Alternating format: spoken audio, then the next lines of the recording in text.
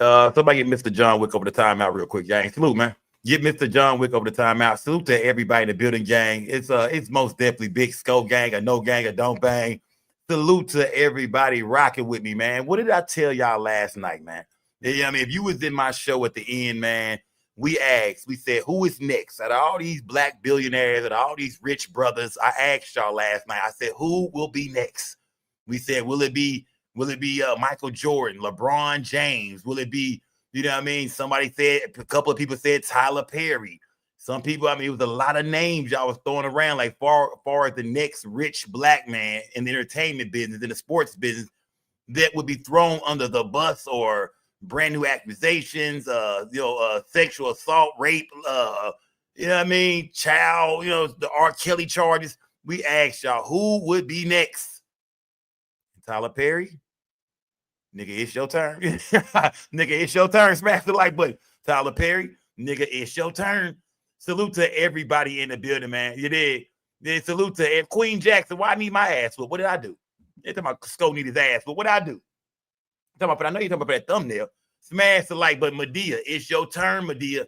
It is your turn, brother. Yeah, if you was in my show last night, we talked about this just last night, gang. Just last night, we broke this down. I said, who is next? And some of y'all said, whoever said Tyler Perry, let me know in the chat, whoever said Tyler Perry last night. When I asked y'all last night, who would be the next black man we see in the headlines for some outrageous claims? And a lot of y'all, some of y'all said Tyler Perry, man. Smash that like button, man. We got some R. Kelly news tonight. We got a little bit of Diddy trial news tonight. I seen where Killer Cam sat down with another one of the escorts. There was, I think this escort was I think he was with 50 Cent baby mama and Diddy. I think he was one of the ones I don't think he was with Cassie, but I think this guy was with Daphne and Diddy. I'm thinking also 50 Cent other baby mama came out. Yeah, then Shaniqua Tompkins came out. Oh, man. And she loving this. Yeah, when I said 50 Cent baby mama comes down and breaks her silence, I'm talking about his black baby mama. You know what I mean? Oh, it went down online today, gang. From Tyler Perry to 50 Cent baby mom to the R. Kelly news to Tyler. I mean, man, bruh, this shit is crazy. Smash that like button. Salute to everybody in the building. Get your popcorn ready. Roll your gas up, man. Roll that trash up. Tonight I got me a good little blunt at CBD mixed with a little K2. You know what I mean? Yeah. No actual real herb tonight for me, gang. No real herb for me tonight. I got a CBD blunt mixed with some K2. Smash the like button. Salute to everybody in the building. Y'all put some color in my chat like Mr. John Wick. Shout out to my guy, Mr. John Wick, too. Said, fire up that trash, bro. I'm finna fire that shit up, man. Let me see what else we got going on down here. Let me see. Hold on, gang. Hold on. Let me see. Salute to everybody donate, man. Shout out to Marcus Hamilton, man. Salute, gang, for that super sticker. Y'all put some color in my chat, man. Get you a membership. Make sure you subscribe to the channel. Hit the notification bell. It's Big Sco, gang. Let's turn this bitch up one time, man. Salute to everybody in the building, gang. Salute. Let me see where was I going with this shit. Hold on, my bad, gang. My bad. I'm over here fucking up, man. I'm fucking up big time. Look at the whole gang, man. I see y'all in the man. Yeah, it's your boy Just Know the Scope. We don't break the news. We just break the news down. It's most definitely Scope gang, a no gang, a don't bang. Hey, we're gonna stay real over here, man. Big Scope gang. Salute to everybody watching this video. Make sure y'all like the video, subscribe to the channel, hit the notification bell. I do live streams all the time. It's Scope gang, a no gang, a don't bang. Salute to everybody. Good. Hold on.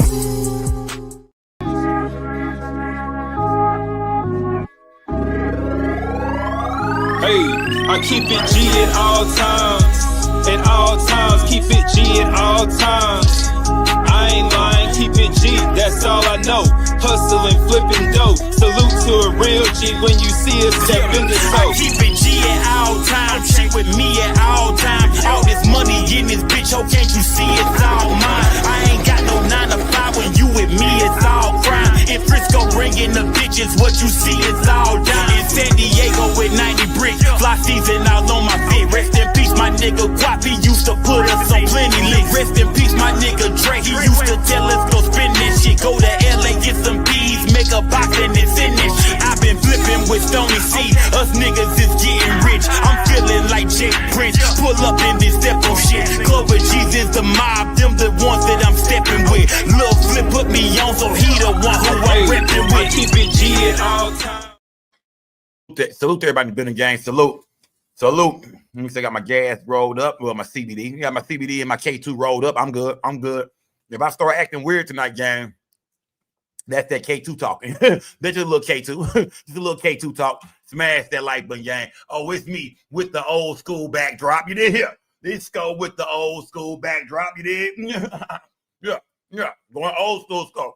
Yeah. All right, no green screen scope. I got the old backdrop tonight, goddammit. That's how I know I'm finna get blowed. Smash the like button, man. Smash that like button. Salute to everybody in the building. Hold on.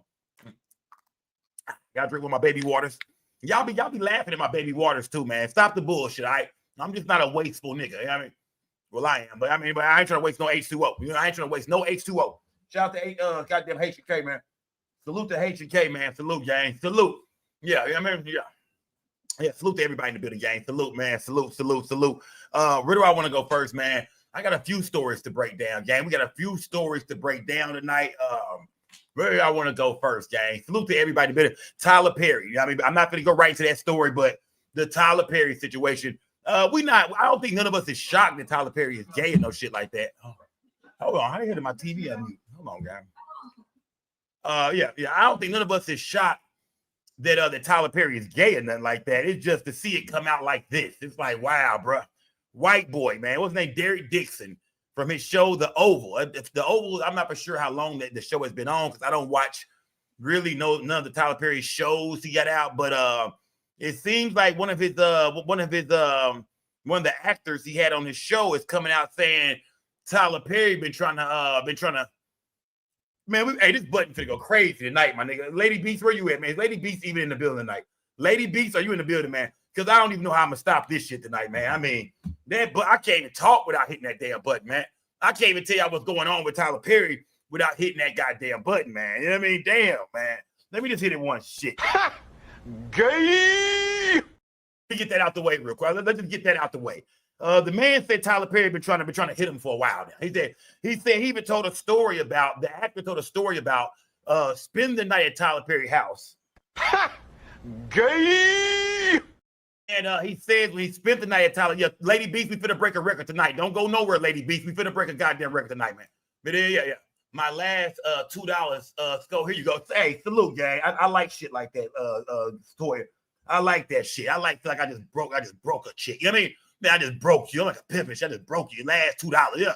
I need all that. Shout out to Skull Gang Toy, man. Yeah, shout out to Skull. I need all that, goddamn. I'm gonna need all that. You feel me? I feel like a pimp tonight.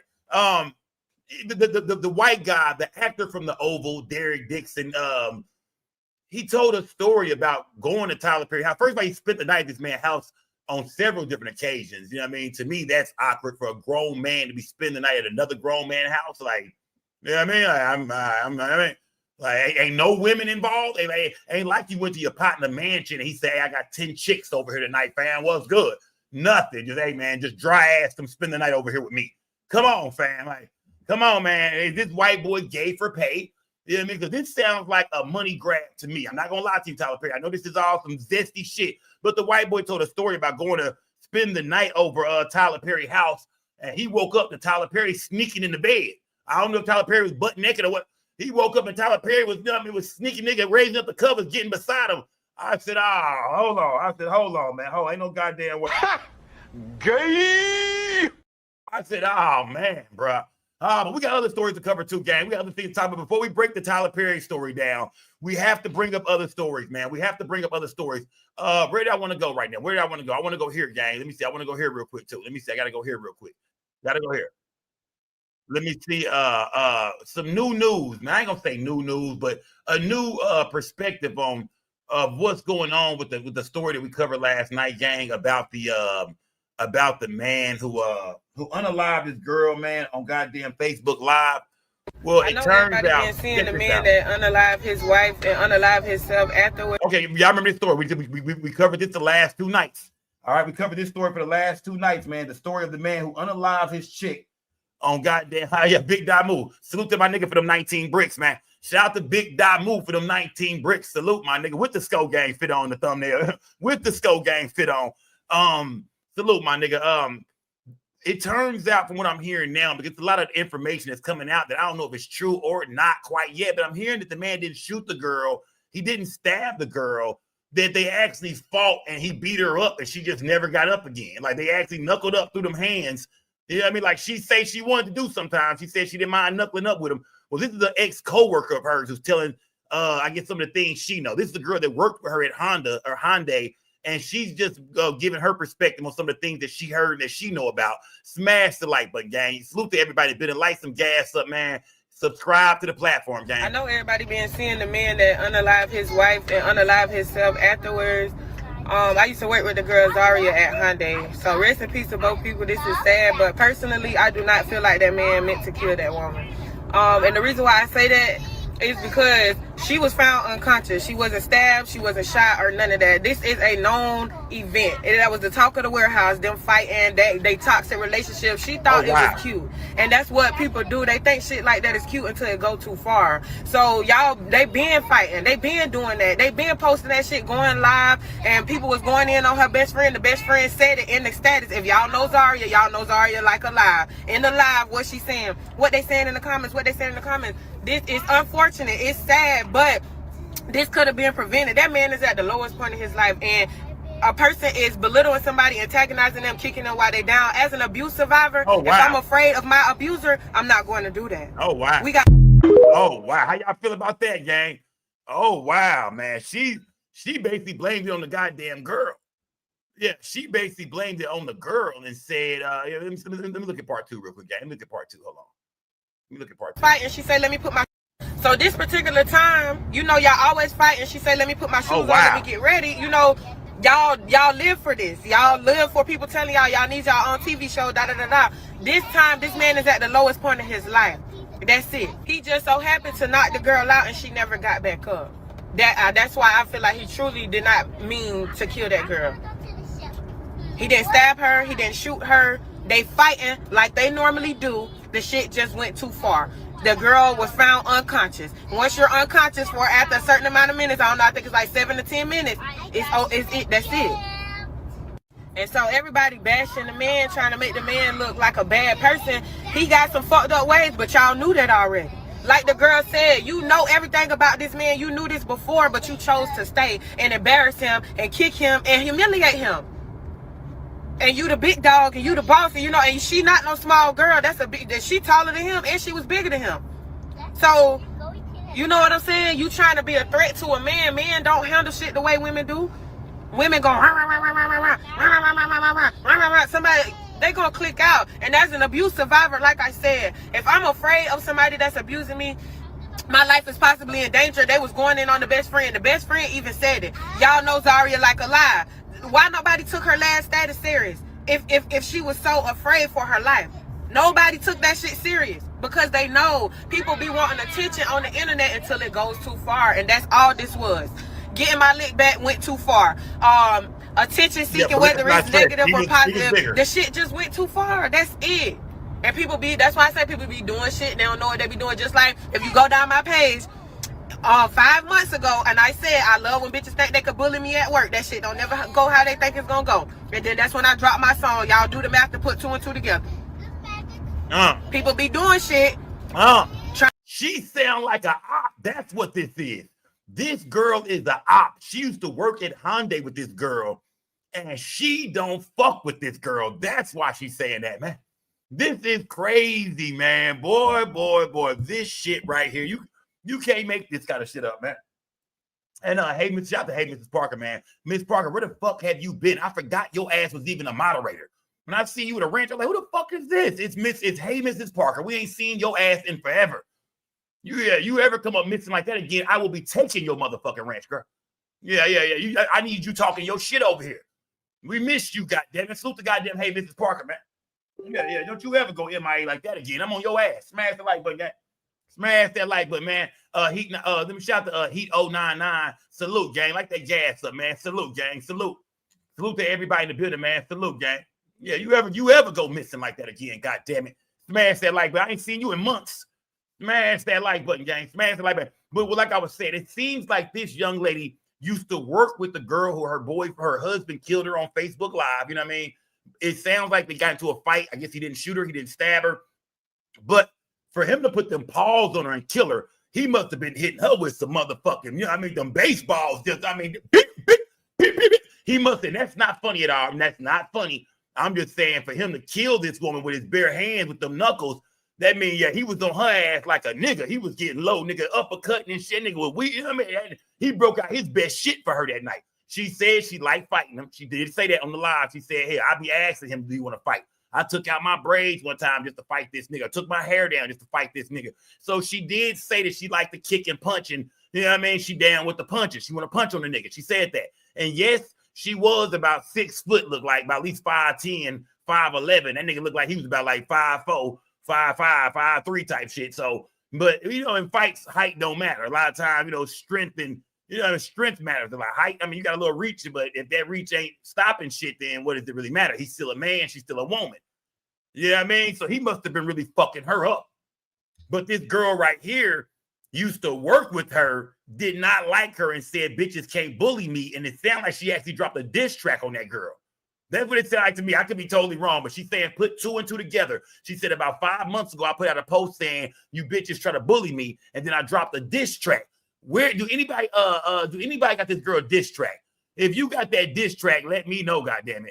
Let me know. Yeah, let me know, man. I want to hear what the fuck she was saying in this diss track. I mean, it sounded like, and I knew that when I heard this, I didn't watch part 2. I just watched part 1 of the video. And when I watched part 1, I said, this girl got to be an enemy of this girl, man. She don't like the chick, man. For anybody to come out and just say, oh, she wanted to fight. Yeah, he killed her. Shit, it is what it is. You want to fight the nigga, bitch. It is what it is. I'm a domestic violence survivor. But, bitch, I left. I was like, yeah, that don't sound like no normal woman's words at a time like this. Yeah, at work, that shit don't never go how they think it's going to go. Let me see. If you go down my page, 5 months ago, and I said, I love when bitches think they could bully me at work. That shit don't never go how they think it's going to go. And then that's when I dropped my song. Y'all do the math to put 2 and 2 together. People be doing shit, trying to bully shit, trying to provoke shit, trying to antagonize shit, and then y'all like to play the victim when shit happens. I got empathy for them kids, and that's it, because this could have been prevented. I am so sorry this happened. Rest in peace, but you know what I'm saying? We got to be real. We got to be real about shit. Damn, this girl here is, hey, slow walking guy. Salute, my nigga. Toxic ass marriage, said Marcus Hamilton. Hey, man, Marcus, my nigga. Hey, don't be in no shit like this, Marcus. You didn't say, Marcus, stay away from shit like this, fam. Slow walking guy. She also said she wanted to live. Yeah, she did say that. She did go on her page and say, you know, that she needs to get out of her situation before something bad end up happening, you know, before she lose her life. You know what I mean? But at the same time, in that live video, we do got to say that they both seemed like they was energetic. They was both spilling the beans. They was both dropping, you know, receipts and talking that shit and exposing the fuck out of each other. And it was the final time. Man, you never know when that last argument is going to be, when that last time. You never know when it's the final motherfucking time, when this is it. Somebody finna reach their breaking point. And it seemed like the way he must have been whooping her ass, because I thought he shot her. I thought he maybe stabbed her. You know what I mean? And maybe, I'm thinking that maybe if she was unconscious and never woke up, then 9 times out of 10, he probably didn't punch her. I'm just bullshit. He put that motherfucking chokehold on her ass and didn't let go in time. That's what it was. Fellas, he put her in that motherfucking chokehold and didn't let her ass go in time. I guarantee that's what happened. He got the choking her motherfucking ass out and didn't let go in time. And when he let go, her body fell. He probably thinking maybe she just unconscious, maybe she just passed out. You know, you could put somebody to sleep. He thought he just slept her ass, probably dropped her. You know what I mean? He thought he slept her. He probably just let her go and shit. Turns out, nigga, nah, bro. R.I.P. She out of her upper room. You know what I mean? She's gone. His brother said that he called him and said, bro, call her, check on her, see if she all right. His brother called the phone, no answer. That nigga knew she was dead then. He knew for a fact, man, if it's been 30 minutes and her ass, you know what I mean? I'm calling the phone. Maybe she don't want to answer for me. I had my brother call her. Man, she might be at her, man. So, yeah, I'm guessing this nigga might have, he might have choked her to death, man. He might have choked her to death. He might have choked her ass to death. All right, let's be funny. Stop always, nobody life deserves it. We know that. Let's go. We know that. That's why you're supposed to carry yourself a certain way, to make sure that you make it to live another day. To make sure that your kids got you another day the way that you said that they needed you. You know what I'm saying? People be looking for shit, and sometimes they get exactly what they're looking for. Man, how y'all feel about that, gang? How y'all feel, man? Man, Man, that's crazy, man. Yeah, that's crazy, man. I thought he shot her. I thought he stabbed her. Nah, he didn't let go in time, goddamn. That's what it was, man. He didn't let go in time, man. He didn't let go in time.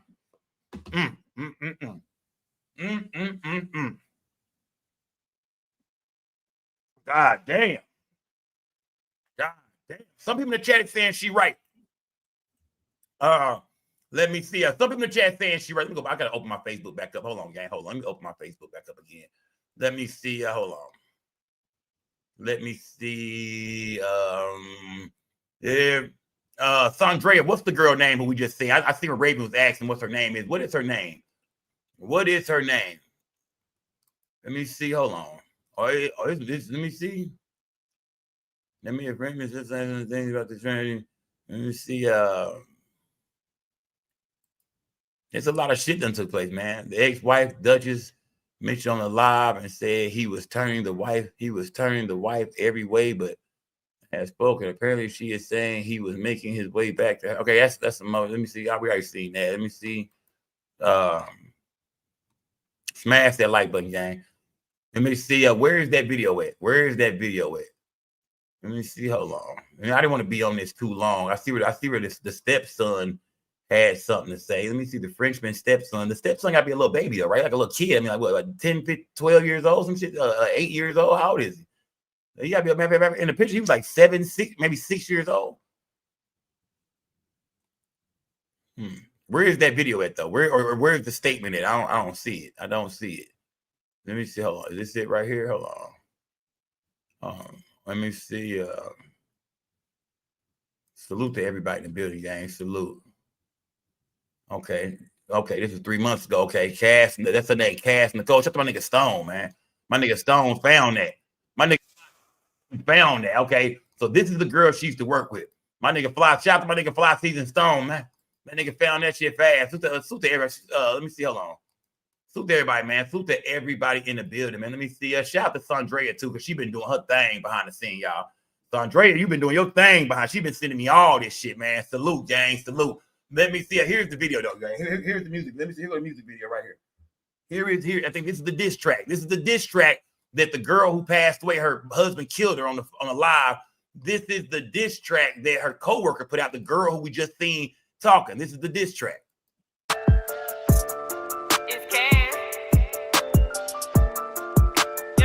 Another episode. Hold on. I hate that we gotta jam this shit this way. I hate that we had to find this song under these conditions. But another episode of Skull Time at the Apollo. Nevertheless, let me know what y'all think about the music, man. This is gonna be her dissing the dead girl, the girl who passed away. Now, this was months ago. They both worked at Hyundai together. The taller girl who passed away, her husband killed her. She, I guess, her Duchess was bullying her at work. She claimed Duchess was trying to bully her. And I don't know if they ever fought or not, but she went and put a diss track out, man. So y'all tell me what y'all think about this shit, gang. Her name is Cass Nicole. Y'all think about her, man. Yeah. She, you know what I mean? She jumped on that motherfucker, didn't she, man? She jumped on that motherfucker, didn't she? I ain't gonna knock her. She jumped on that motherfucker, man. She jumped on that motherfucker, man.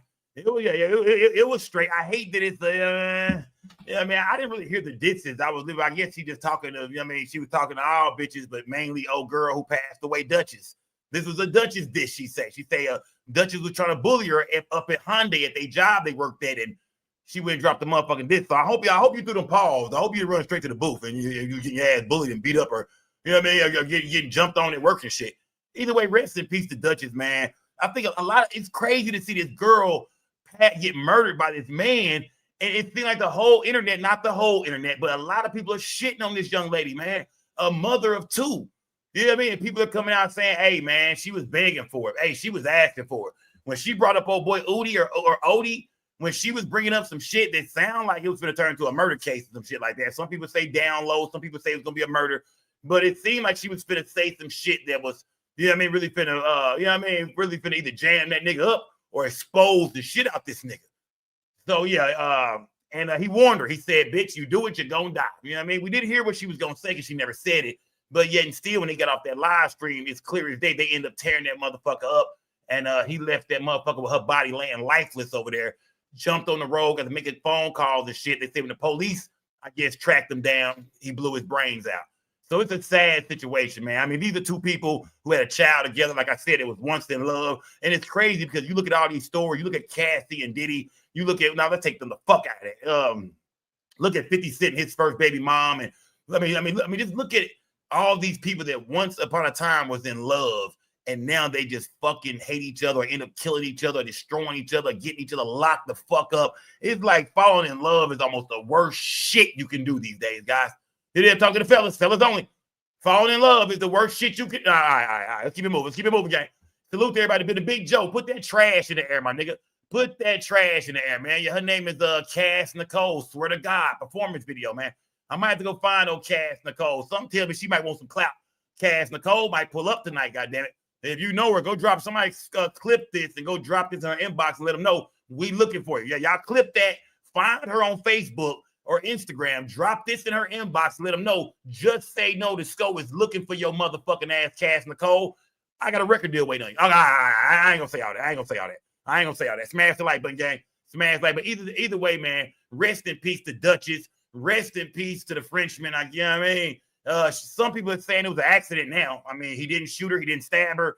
They physically fought and she lost her life. I think either way it goes, it's fucked up all the way around the board. It's all fucked up. It's some shit that you don't want to happen. It's everybody's worst nightmare, whether it's you involved, your family members involved. It's all fucked up, gang. It's all fucked up, man. But yeah, salute to everybody in the goddamn building, man. Y'all smash that like button, man. Smash that like button. Get her ass off my screen, man. Get off my goddamn screen. Smash that like button. I see a lot of y'all was fucking with her, though. Yeah, you know what I mean? I see a lot of y'all was fucking with her. Y'all was fucking with that shit, man. But let's go over here, gang. Let me see. We got to go over here real quick, gang. We got to go over here, man. We got to go over here, gang. Salute to everybody in the building because last night, man, right before my live ended, we got news that R. Kelly had been hospitalized due to an overdose, gang. Due to an overdose. And I smell something fishy going on here. I ain't going to lie to you, gang. I smell something fishy going on. Now, we know, let's catch everybody up real quick with the R. Kelly story. We know that R. Kelly was basically found guilty due to the fact that one of his girls ended up turning on him, man. And why did she turn on him? Is because the jail officials released his phone calls, his emails, his messages, all to Tasha K, who went online and put the shit out there. And therefore, his girl decided it was over with. She found out that he was still messing with the other chick. She could hear their phone calls. She had everything. I mean, all the lovey-dovey shit that I love yous, I miss yous, she had everything, goddamn it. And that was enough for her to go and change her whole entire story that she said about her parents trying to extort R. Kelly. Now, it was over with. Now, fuck that. Now it was all true. Her parents was never lying. That scandalous ass bitch, boy. I ain't gonna lie to you, boy. That scandalous ass bitch. You know what I mean? R. Kelly ends up going down for that. You know what I mean? He goes down along with other charges as well. But now R. Kelly goes and gets like 1,300 pages due to an investigation going on at the goddamn prison, showing where these prison officials have been on some bullshit, and it's a lot of dirty shit going on behind the scene. So with R. Kelly, basically exposing their ass for everything they did to him, the other things going on in the prison, they say they started trying to put a hit on R. Kelly ass. They had two white supremacists in the prison who came forward and said that jail officials came to them about killing R. Kelly, about, about poisoning food, about maybe stabbing him up. They was trying to get rid of R. Kelly.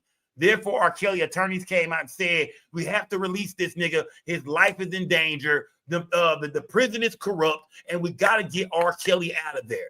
Well, as of June 12th, a few nights ago, R. Kelly, they say he overdosed on his medication. Now, I'm not for sure if they gave him how do you overdose on your own medication? If you've been taking this medication for a while, how do you overdose on it?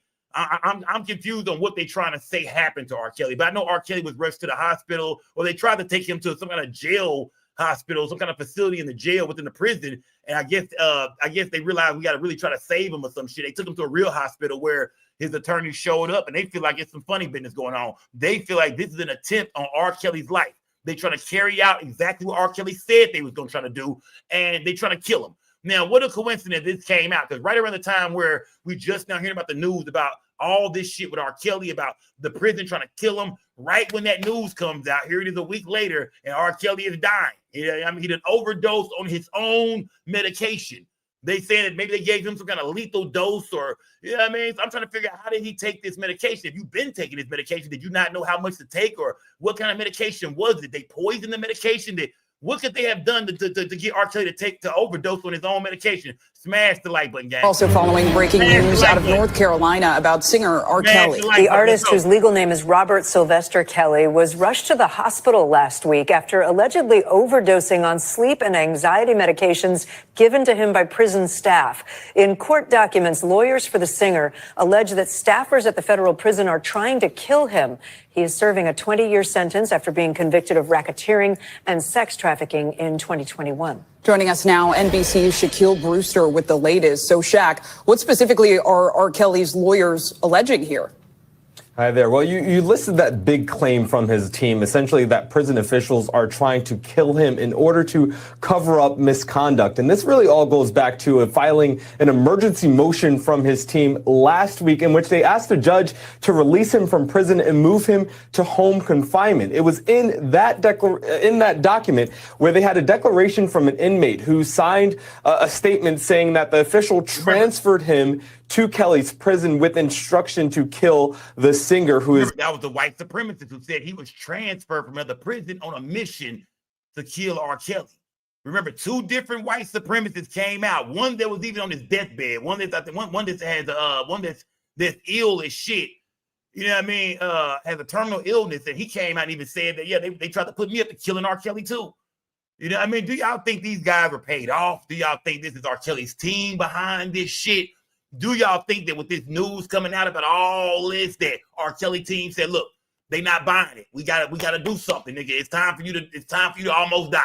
You know what I mean? It's time for you to almost die. We have to, nigga, now something gotta happen to you. We already showed them our evidence. We got 1,300 pages of goddamn corruption going on within this prison, with your life on the line, with your life being targeted by 2 white supremacists. If they not gonna buy all this to let you out, fuck it. We got another route we gonna go. Or do y'all think, nah, Sco, exactly what R. Kelly said was gonna happen to him is exactly what they tried to do, man. They trying to take R. Kelly out. With all this evidence you got against them, if they can just get him the fuck out the way, it will stop this investigation. I don't know, gang. Y'all let me know in the chat, man. Is R. Kelly and his team and his attorneys full of shit? Or is that prison really trying to take R. Kelly out? Because this will be a bad time for them to try to take him out. Like right when all these allegations come out and all this evidence starts to come out and these statements from these white supremacists starting to come out, these prisoners who were transferred to his prison just to kill him. Right when this shit comes out, you mean to tell me they actually went for the kill? You would think that everybody would be like, oh, no, if R. Kelly would have died, everybody would say, yeah, y'all killed him. You motherfuckers killed him. He just said y'all tried to kill him and now he dead a week later? That would have been obvious. So do y'all believe this, man? Do y'all think this is R. Kelly and his team trying to get this nigga out of prison? Or do y'all feel like, man, Sco, no, R. Kelly is telling the truth. They need to let him up out of there because this motherfucker has a bag on his head, man. They trying to get rid of Kills, man. He didn't open up an internal investigation in this goddamn janky-ass prison in North Carolina, and he's showing that they trying to get him killed. Smash the like button, man. Smash that. Let me know what y'all think in the chat, gang. Let me know what y'all think. Who signed a statement saying that the official transferred him to Kelly's prison with instruction to kill the singer who is behind bars again on those sex-related crimes. In a filing this morning, R. Kelly's team released a statement or had a line in there that said, now prison officials have overdosed Mr. Kelly on medications and nearly killed him 2 days after he made those allegations public. So they are trying to get a judge to release him and move him to home confinement. And that's part of the claim and part of the argument that they're using to this judge, saying that something happened as recently as this past week. And how is the other side, the prosecutors in this case, how are they responding?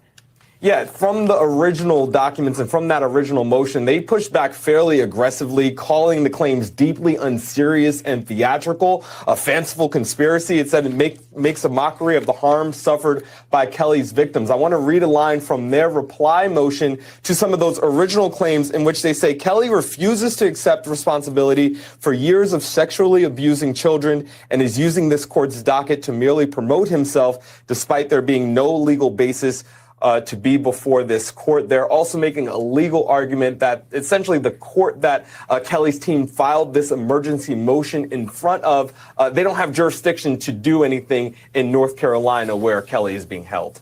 All right, Shaq Brewster with the latest. Thank you. We thank you for watching. And remember, stay up. Had a line in there that said, I think, look, this might be an unpopular opinion, but I think R. Kelly doing what the fuck he got to do to get the fuck out of prison, man. I'm not going to lie to y'all. I don't give a fuck if I'm wrong either. That's just how I'm feeling right now, man. It don't make sense to me, man. If they really wanted this motherfucker dead, they could kill him. They could get him out of there, man. I mean, the prison officials, we could kill you when we want to. What is taking us so long to get you the fuck up out of here? Why would we wait for you to put all these allegations out there and say, yeah, take them out? And then we were still unsuccessful. I think that R. Kelly is pulling a fast one to get out of prison. I'm just gonna be honest with y'all, man. I'm not saying that maybe the story about them transferring a prisoner is, you know what I mean, it's fake. I don't know. But to me, I'm not gonna lie to y'all, man. Why did he take the medication? Exactly. I'm just like, it's your own medication that you've been taking. How did they make you overdose on some shit you take every day? Did they do something to it? Like, ain't no way you can make a nigga take 2 doses instead of 1 without him knowing it. It's like, it don't make sense to me, man. I ain't gonna lie to y'all, man.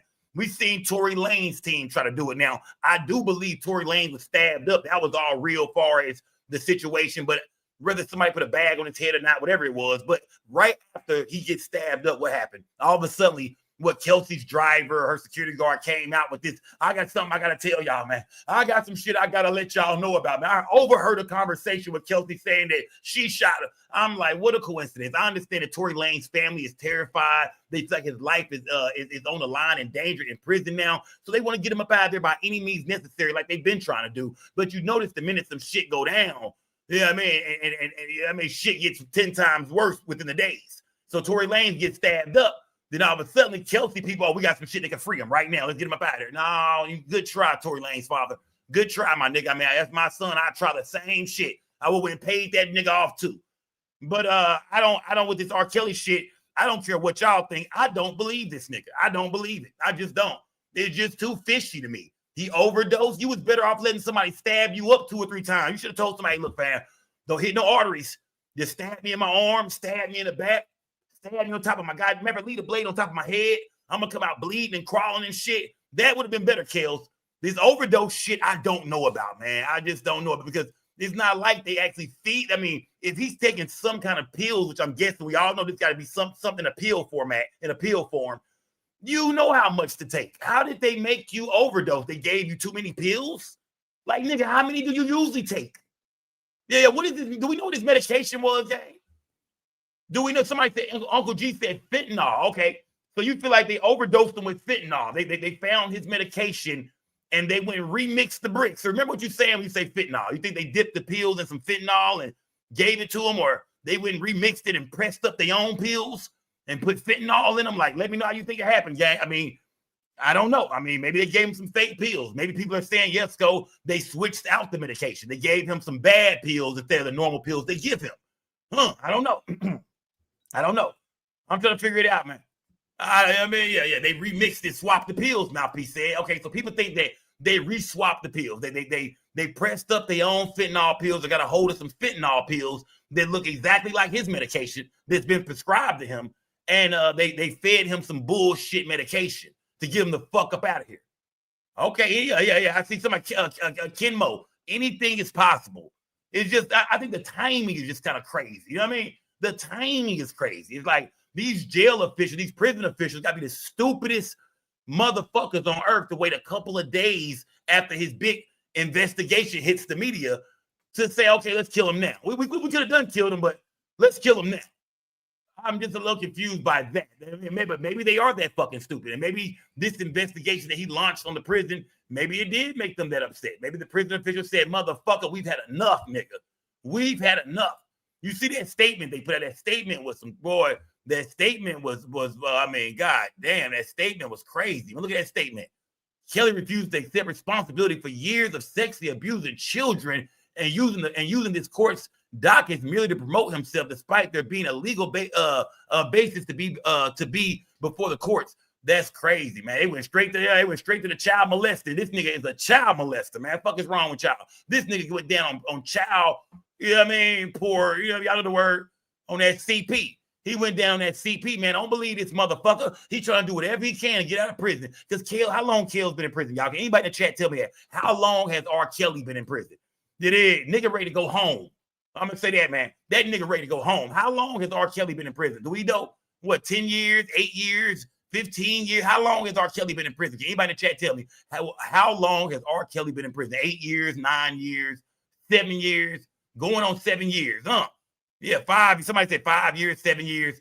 But either way, man, let's just say 6 to be safe. Wiley on 24 said 8. Okay, we got 8, 7, 6, 5. Which one is it, man? I'm sick of this fucking chat, man. Mickey 901 just said 4, man. I'm sick of this shit, man. I asked a simple question, gang. I asked a simple question, man. I gotta find out shit on my own, man. I didn't like doing this shit, man. Yeah. Damn. How long has R. Kelly been in prison? Damn, I didn't like doing this shit. Yeah, damn. You know what I mean? Yeah, god damn. Y'all niggas on some more shit. Let me just look it up. Shit. Let's see. R.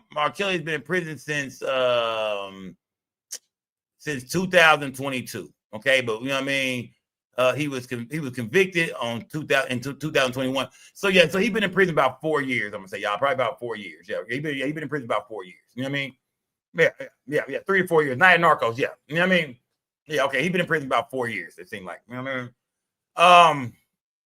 I mean? I just read that he got sentenced in 2021. And I'm sure, was he out on bond or was he already locked up for 2 years? Smash the like button, gang.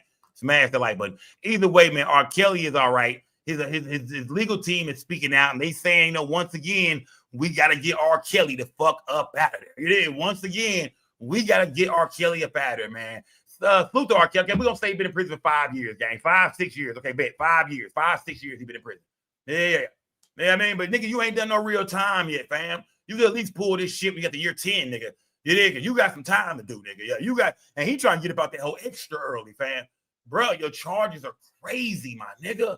Y'all don't forget what R. Kelly went down for, man. I know the music is good. I get it, man. He be jamming like a motherfucker. One of the best to do it. Some people say the king of R&B for sure. Yeah, but we can't forget about what the nigga was accused of doing, man. Man, I'm not saying I've seen none of it or I know it's true, but if it is true, my nigga, you know what I mean? And it do seem like you got a history of liking them girls 14, 15, 16. It seems that way. Maybe I'm wrong. But it seems like you're ready. See, smash the like button, yeah. Smash that like button, man. Age ain't nothing but a number. Stop bullshitting, gang. When it comes to the Diddy situation, man, we've been seeing a lot, man. Right now, they believe somebody is feeding the media evidence and shit like that, or things going on in the courtroom. They don't know if it's the prosecution or the defense team. This shit is crazy. I think the Senate. I mean, not the Senate. The goddamn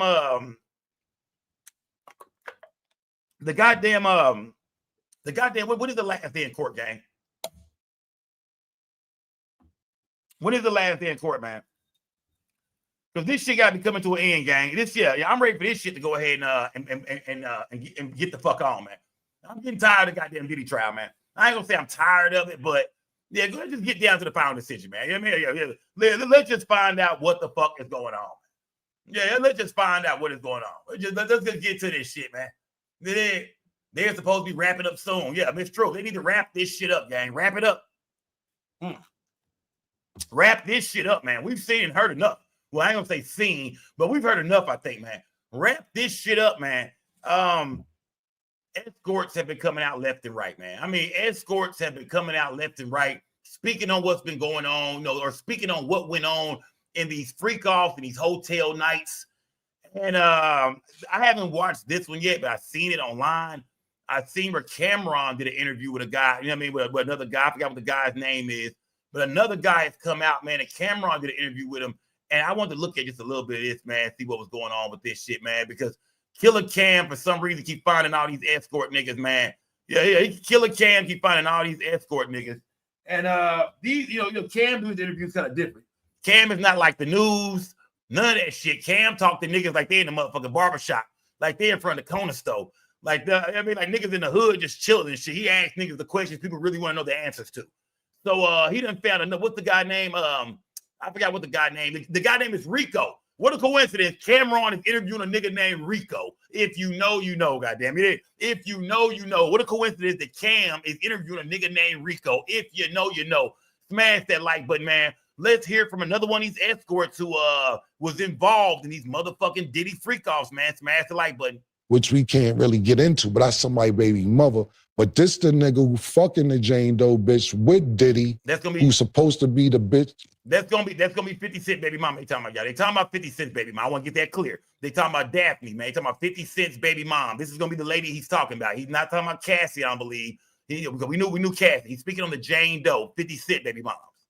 The talk with Flea is not the hub for male escorts. It's starting to seem that way. This is not what we gonna do. It's starting to seem that way. But it's just not. All right, let's be first and foremost. Let's go. But like the Jane Doe bitch is fucking this nigga who's supposed to, Jane Doe bitch supposed to be somebody baby mother too, which we can't really get into, but that's somebody baby mother. But this the nigga who fucking the Jane Doe bitch with Diddy, who's supposed to be the bitch.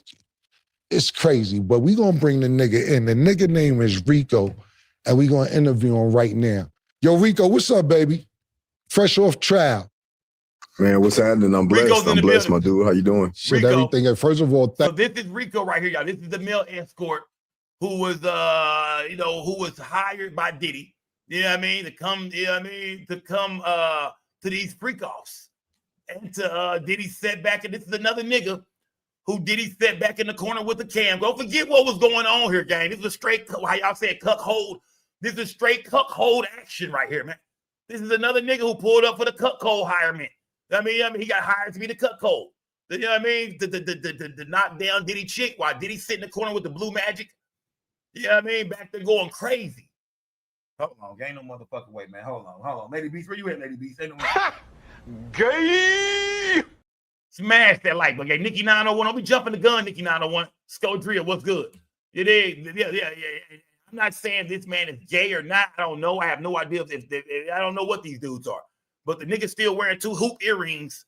You know what I mean? 2025. So I don't know, gang. Smash the like button. Thank you for coming on the show. We really appreciate it, man. And we know a lot's been going on in the media and the news and all the publicity surrounding this trial. And I can imagine the last thing that you would think of that you would get subpoenaed to go talk about what you do in a federal court case. So I know all this is probably a lot for you the last few weeks. Yeah, man, they caught me off guard. It's been a lot. Yeah, I can imagine. So listen, a lot of people just get clips off Instagram or what's going on the trial or social media or the Shade Room or Baller Alert or Hollywood, or all the gossip pages, and they may not know initially what's going on. They're just taking bits and pieces. So let's kind of run this down. How did this initially happen? How did Puff and Jane Doe get in contact with you? I work with an agency and they got contact with me through the agency. Okay, what kind of agency is this? Like a companion escort agency that also book like entertainers to dance for like bachelorette and birthday parties as well. So the first time you met Puff and Jane Doe, where was this at exactly? It was at the Audition in Hollywood. Okay, and how did that go when you first arrived there? So they reached out through this company that you work for, just so I'm clear. You get booked. When you get there, are you thinking you going there to dance? Let's ask this question first. Is this what you do, or do you dance, or you also escort? I dance, but with this agency, it's a lot of the time when they book, it's like a lady that wants to go to an event, or a couple and the husband wants you to dance for his wife or go out to an event and be with her. Look. We all know what time it is, man. You did. Come on now. Look, dancers or escorts. It's very rare you see strippers that probably won't duck off to the side and give a nigga some of that head for about a couple of $100. It's very rare that you're going to call any kind of dancing service or anything where somebody to come out and to perform or entertain, and that person probably ain't doing some work on the side. Or that person ain't looking for some extra dollars. And if whatever y'all come up with, whether it's a female, male, whoever, whatever y'all come up with, shit, I'm with it. So if a couple, if you a male escort and you get a call that a man wants you to come dance for his wife. Nigga, you know it's cuckold time. Nigga, you know what time it is, nigga. It's cuckold time, nigga. He wants you to knock her down. He wants you to bust her down, fam. If females get called to a private party, you ever heard some bitches say, we're doing a private party? We know what that means, ladies. Any girl that say, yeah, I do private parties, we know what that means. Head trains, niggas fucking any chick that's doing private parties and private events and private affairs, and I'm sure males too. Come on, man. It's some fucking going on, man. So, I mean, I guess they can hide it by saying it's a service where a man shows up and dances for a woman or he does this or that. But really, we know what's going on, gang. And that's what that's the point that they're trying to prove with the sex trafficking cases, that, yeah, these are people, dancers and different shit like that, but they were being paid to come across state lines and being paid for sex. This was more than just some dancers or some entertainment. These people are paid to pull up and do whatever y'all want as long as y'all got the money for it. Smash the like button. Yeah. Cuckold action. What do you do if you a male dancer or an escort? What do you do if you get a call from a dude? It's like a bunch of dudes. Like, you know what I mean? Like, nigga, you going or not? It sounds like he went. I'm not for sure if a female hit him up or what he thought it was going to be, but he just said that sometimes he get a call from a couple, a man and a woman. Nigga, that says it all, you ask me, my nigga. That says it all. You know what I mean? That says it all. Right. Kind of like a companion escort agency. Let's go. Smash that like button. Sometimes it's bachelorette and birthdays. So, because when I spoke to Sheree, he was saying that this isn't what he does. He just usually dances. This was kind of a first time thing. You usually be fucking niggas bitches? That's kind of what you do anytime besides this? No, it's mostly dancing. Okay, yeah, that's what I was wondering. It's just mainly dancing. So explain to me, you get to the audition, you get to the room. What happens when you get to the room? You go up the elevator, get to the room. Who opens the door or who's there? How does this initial first introduction go? When I knock on the door, Puff opens the door at first. Fuck out of here. And I walk in. Get the fuck. Yeah. So that nigga said when he first got there, unlike the Punisher who said, shit, months went by before he knew it was Diddy. Diddy was in the corner with the goddamn Arabian Prince mask on, the New York fitted low and the motherfucking Lokes on and shit, blue magic, baby oil everywhere, over there beating his dick and shit like that. But he didn't know who it was. He don't know who Cassie is. He don't know who nobody is. He just there dicking this man. He dicking some nigga in the corner girl down. That's all he know. I don't know who these people are, but I've been paid to dick this mysterious nigga girl down, and that's what I'm here to do. And then later on, he said he turned the TV on and found out, oh, shit, welcome Mr. Combs, Sean Combs. He realized that's Diddy bitch ass back there. This motherfucker, that's Cassie and Diddy. This nigga right here said Diddy opened the door. He say when he first got there, nigga, Puff opened the motherfucking door. Smash the like button. Who's there? How does this initial first introduction go? When I knock on the door, Puff opens the door at first. Fuck out of here. And I walk in. Get the fuck. Yeah. So did you know this though, or you just think that you're going for what you usually do? I had to sign the NDA before I went there, so like they kind of told me it was a celebrity client. Got you, but you didn't know it was going to be them. No. All right, so let's lay this out. You get there, Puff opens the door. Clue. Pardon me? I had a clue. Oh, you had a clue. Like I had, yeah. Got you. So you get there, Puff opens the door. How does that introduction go when you open the door and you see it's Puff? I just dap him off and I walk in and he asked me if I knew who he was and I was like, no. And he tells me his name and I'm like, I knew who he was, but I was just like, and he was like, P. Diddy, Puff Daddy, Bad Boys, and I was like, and he plays. What the fuck? What's wrong with this nigga, man? Why would you do it? You should have put the mask on, man. Now niggas doing interviews and shit, bro. You should have kept the mask on, bro. That's where Puff fucked up at, man. You should have kept the mask on, man. Because none of these motherfuckers could identify you in court. They could have said, yeah, what Cassie is saying is true, but we really can't identify the guy who's walking around with the blue magic jacking off the whole time. We're not for sure. If she say it's him, I guess. I mean, I guess. But he said that he walked in and Puff was like, hey, man, you know who I am? And he playing it off like, nigga, hell no, I don't even want to know.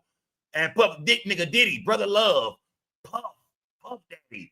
Nigga, I'm about goddamn, Sean Combs, nigga, Sean John, Bad Boy, nigga. What the fuck? Man, what the fuck, bro? Like, what's going on with black men in America right now, bro? Like, everything is turning a little bit gay. Smash that like button, man. Smash that like button. Some music, I'm like, oh yeah, that's you. When he's like, well, let's go sit on the balcony. He played his own music to let you know he was like he played bad boy music and shit.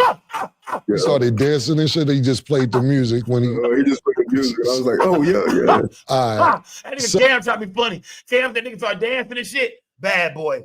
You don't know me, Playboy? Let me break some moves out for you then, Playboy. Go tell them my Rat TV was born. Oh yeah, nigga. We talked about that a couple of nights ago, man. Salute, man. We are the Wreck. Salute, fam. Salute, gang. Salute, gang. What was I gonna say? Yeah, nigga said that Puff started. I wonder what song did he put on, man. He said, did he play his music? What song do y'all think he put on, man? Put in the chat, man. What song do y'all think Diddy played for? Because Diddy felt like the nigga didn't know who he was. It's me, nigga. Puff Daddy, nigga. Are you Junior Mafia, nigga? Man, put my shit on. Play my shit. What song do y'all think he put on? I'm guessing Bad Boys for Life. I'm guessing, you know what I mean? We ain't going nowhere. We ain't going nowhere. Because we can't be stopped now. Because it's Bad Boys for Life. That's what I'm thinking, my nigga. I'm thinking he dropped that motherfucker, man. What y'all think he dropped, man? He definitely dropped I Need a Girl. I mean, smash that like button, man. So smash that like button. Nigga play yo, Puff a ill nigga. Nigga got theme music. It's a wild nigga. So he opens the door, you walk in, and y'all go chill for a second, you said? Yeah, like I walk in the living room and there was like towels laying on the couch and the floor and shit. And I'm like, all right, this is interesting. You know what I'm saying? Like, what's going on? Right. He's like, yeah, come let's sit in the back so I can tell you what's up. Right. And then we go to the little balcony or whatever. And he's just like asking me about my career and how long I've been with the agency or what I do. More money, more problem. And like we ran there for like 20 minutes. And he was like talking about he likes porn and he's at a point in his career where he likes to curate and make his own porn. And then he started bragging. He was like, I got a girl in sexy, you gonna love her. Hey, I told y'all. I said, man, that nigga Puff, man. I said, that nigga been watching so much motherfucking porn, man. I told you, I said, Puff been watching so much porn. And we talking about, you know, by this time, you know, whether it's 2011, 12, 13, 14, 15, 16, whatever it is, Puff been watching so much. Puff been watching porn since they was on VHS, my nigga. Puff been watching porn since Booty Talk 21. Yeah, I mean, fuck actions, all. Well, names of them old porn from back in the day, y'all. Please put it in my chat right now, man. Because it's some porn watching motherfuckers over here, male and female. What was some of them other those porn names back in the day, like the name of the videos and shit? You know what I mean? I remember that Booty Talk. That nigga he been addicted to porn since the motherfucking DVD days. Yeah, Debbie Does Dallas. Okay. Let me see. Yeah. Put some of them names of them old school porns there. Apple Bottom Booty said Smooth. Okay. Electric Blue. No. Not the porn stars, y'all. The name of some of the movies. Finna Get Loose. What? Bang Bros. What? Yeah, I said Booty Talk. Fatty. Let me see. Hold on. What did somebody say? Let me see. Hold on. Oh, y'all saying some shit. Fatty Rhymes and Dimes. Oh shit. Hood Hunters. Oh shit. What the fuck? Brazilian Butts. Onion Booty. Part 5. What? Ghetto Gaggers. Oh man. All right, man. Watch this Booty Juice. Black on Black. Man. All right. Black Girls Get Nasty. Volume 1 and 2. What? What the fuck is going on, my nigga? What the fuck is going on in this chat? Yeah, man, what the fuck? What the fuck? Black Raw. What the? Man, y'all some sick bastards over here, man. Ass addicts, hoes and souls. Man, I'm all right, man. Enough of this shit, man. Yeah, I didn't know y'all was gonna give it up like that, fam. Smash the like button, man.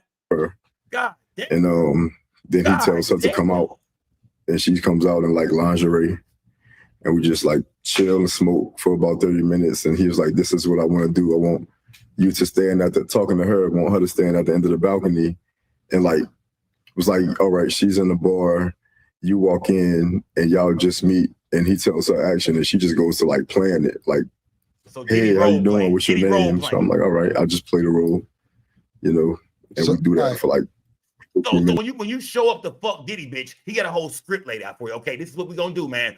You're gonna walk in and you're gonna act like, you know what I mean? Like you don't know her. You at the bar and shit, she at the bar. You ask her, is she married? She says yes, but me and my husband are going through some difficulties right now. I think she cheated on me. And from there, y'all go back. Y'all act like y'all going back to y'all place, leave the balcony, come into the room. And from there, that's gonna be scene one. Okay, let's go over that first, then we'll get into scene two. That nigga over there just scraping the blue magic jar. I mean, that motherfucker almost empty over there, fam. 2 finger scooping, my nigga. I mean, that motherfucker almost empty. Camcorder, tripod game, tripod on lock. Yeah, man, Diddy was role playing, man. Diddy said, I'm tired of watching porn, man. I will create my own shit. Y'all remember from day one, I said all he had to do was start a porn company up. That's all he had to do was film this shit with a license. That's it. He would not be in these sex tapes, these freak offs. None of this shit would be able to be brought up in court if the nigga just went and got a license to shoot porn. That's it. That's all. I mean, he had the money, the resources. I mean, a crib in LA. He had everything to do it.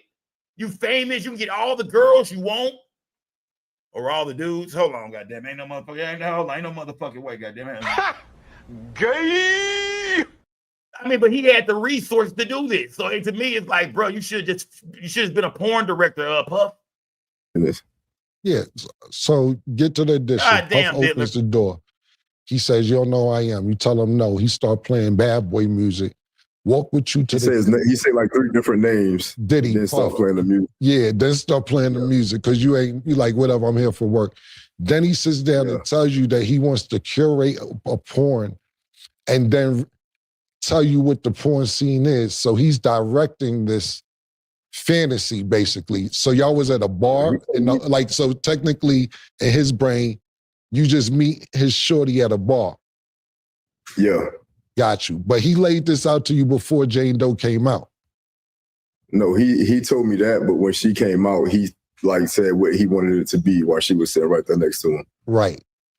And you was at the bar, so to explain that scenario, like how'd that go? Like you just, without getting detail, y'all really role played that for him? We ran that for like 3 minutes, and I was like, this kind of weird. And she was like, well, what you want to do? I was like, let me dance for you. Right. So we went in, and she was like, let me pick the 3 songs. She picked 3 songs she wanted to play. Right. And that's when I'm wondering why the towels. I was like, what's all the towels for? And she was like, you gonna see. So I start dancing, and she picks up the baby oil, and he's like instructing her what to say, what to do, and telling her to say certain stuff, and she kind of just following his lead. And as I'm dancing, I take my shirt off, and she like starts to pour baby oil on me, and he's telling her like, put the baby oil down, just sit back, kind of instructing her as I'm dancing. Right. And he pulls his phone out as I'm dancing for her, and I'm like, don't record me. He really trying to make a movie for real. So when you told him, so let me ask you this, when you told him, I want to get back to a couple things you said, but I want to stay here. When you told him don't record me, what's his reaction to that? He was like, all right, cool. He just like put the phone down. Right. But I see it somewhere where you said it was still a laptop up, possibly. Yeah, there was a laptop on the table next to him. Do you think he was recording on that secretly, or you told him to shut that down as well? I went and closed the laptop. Like when he put the phone down, I went up and I pulled the laptop down. Oh, Diddy a sick son of a bitch, fam. That nigga Diddy, what you now that's illegal, Diddy. He said, put the phone down, man. Don't record me, fam. Diddy just snuck the laptop. Oh, y'all, it's all good, Playboy. Don't even worry about it, fam. I don't gotta film this one. I won't put this in the archives. But the whole time, he knows it's a motherfucking it's a MacBook over there wide open. Oh yeah, he was finna, yeah. He was filming without your permission, fam, for show, bro. Yeah, I mean, Diddy ain't, remember, these freak off nights are to be recorded. This ain't no shit that he want to forget about. This some shit he want to go back and watch later on. The only porn he watching is his own shit. He made that clear. Y'all gonna act some shit out, and I'm gonna put this in the files. You feel me? I'm only killing to my own shit. Oh, let's smash the like button, gang. That nigga Diddy is an animal, bro. I also seen where you made it clear to him, because just for our audience, you're not gay. And you made it clear to him that you didn't want to be touched by him at all. to where you're also an MMA fighter, for what I'm understanding, and you showed them 2 of your fights to let them know, don't play with me. Is that correct? Yeah. It wasn't not me showing him that exactly for that reason, but he was curious about what I did, so I showed him the videos. And then she asked me, she was like, are you cool with doing the threesome? And I was like, no, I'm not cool with that. So, Diddy. So, I mean, tell me this, gang. Does that make you gay? He says that he's not gay. Does that make Diddy gay for wanting to have a threesome with him? Like, say, I mean, because I don't know what he mean. I don't know if Diddy mean like them 2 niggas, you know what I mean? Or he mean like just, we finna run a train on my chick, man. Is it gay for niggas to run a train, y'all? Tell me, check. Yeah, man, how many niggas there still running them trains, man? How many niggas there still running a train? You hitting the bitch from the back, your partner, you know what I mean? Putting dick down her throat from the front. How many niggas running trains? Is it gay to run a train? Yes or no? Yeah, I'm talking about 2. I ain't saying 2 niggas touching each other. I'm just saying it's a regular train because we don't know what type of train Puff was talking about here. I'm not for sure what kind of train Puff was talking about. The niggas say he's not gay. Is it gay for 2 niggas to run that train, man? It is. Let me see. Somebody said, he said, nah, that's not gay. He said, that's not gay. Is it gay for 2 niggas to run a train on a chick, man? Is it gay? Don't try to say the shit you think is cool in here. Say what you really think, gang. Ladies, do y'all think it's gay? Let me ask the ladies then. All ladies, do y'all think it's gay? Because some of y'all, come on, ladies, some of y'all fantasies to get that train ran on you. Stop it, ladies. So you mean to tell me you think it's gay? I'm asking all the women right now. Because ladies, how many women in here done had a threesome with 2 men before? Is it gay, you know what I mean, ladies, for 2 niggas to hit you at one time? Is that gay? For 2 niggas, for 2 men, 1 woman, would y'all look at them niggas like, you niggas is gay afterwards?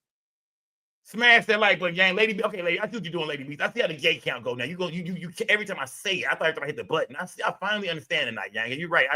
You're right. Smash the like button, gang. Let me know, gang. He said he's not gay, and he showed Diddy some of his MMA fighting tapes to let him know, nigga, hey, I be done knocked you the fuck out. I be done put your ass in a mean ass chokehold. Be done broke your leg, nigga. Yeah, I be done tapped your bitch ass out. Hold on, I don't sound right the case like this. Nah. We ain't doing that in this story. Hell no. Gay. We ain't doing that in this story. All right.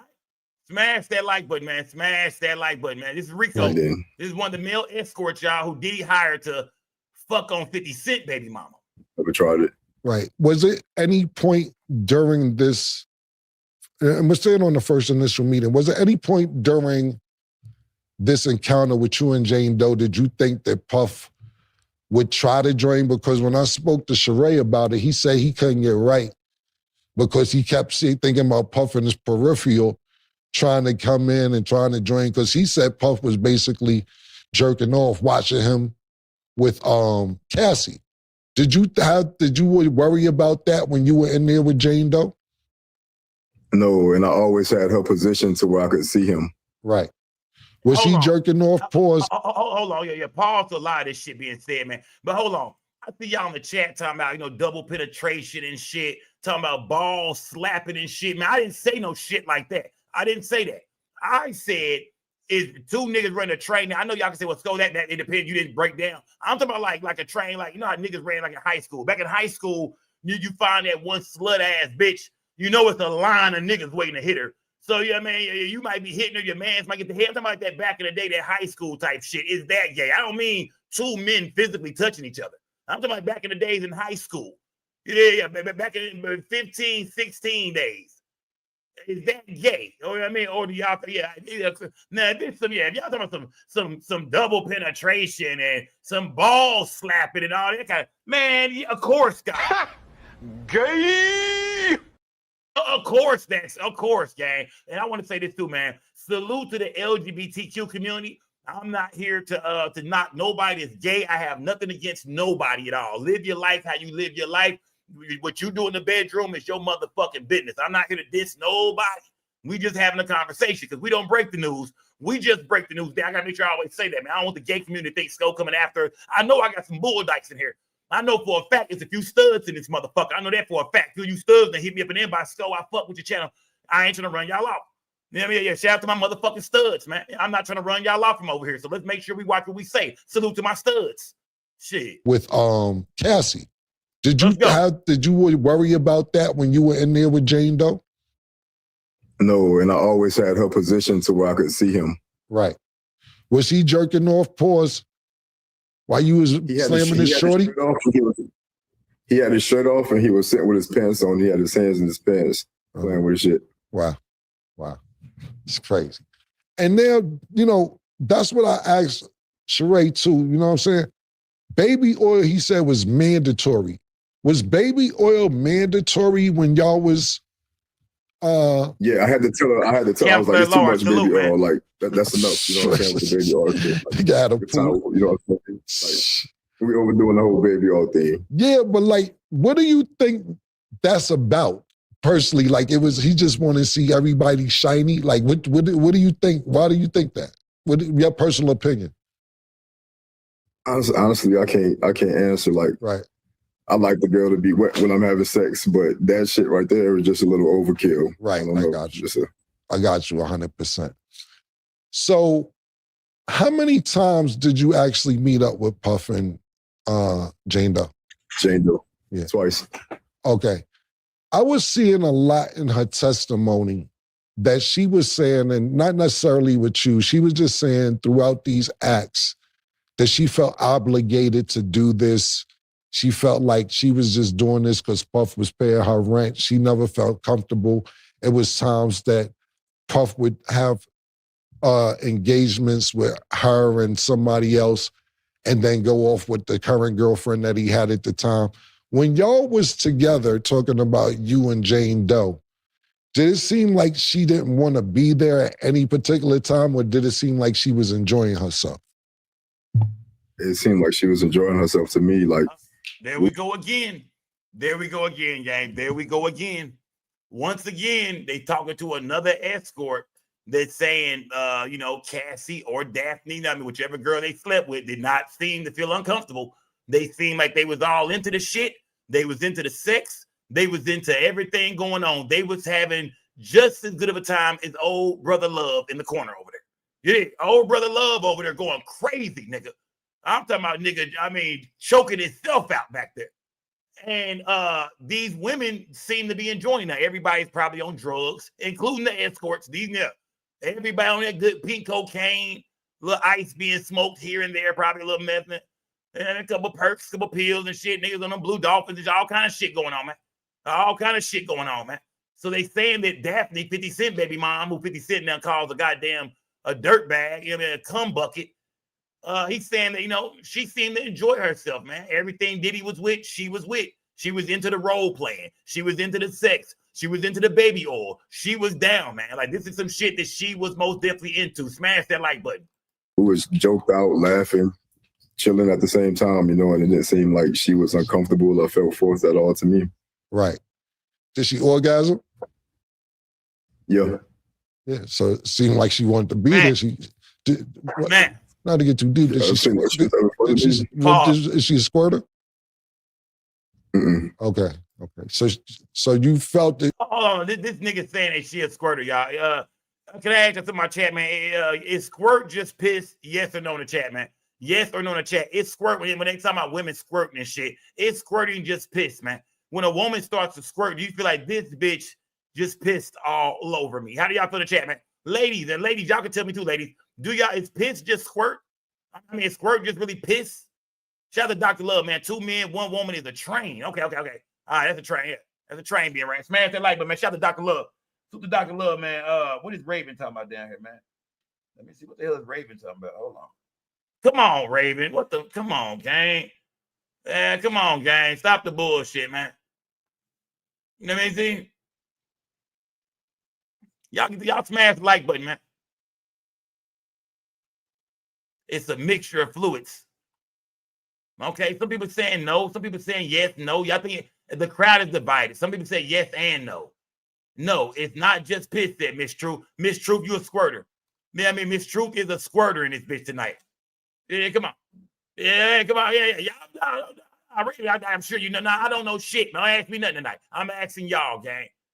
I'm asking y'all. Hold on. Let me see something real quick. Somebody just broke it down. Who broke it down? There's a little hole right below the pee hole where the squirt comes from, said Miss Truth. Oh, Miss Truth is a squirter. Yeah.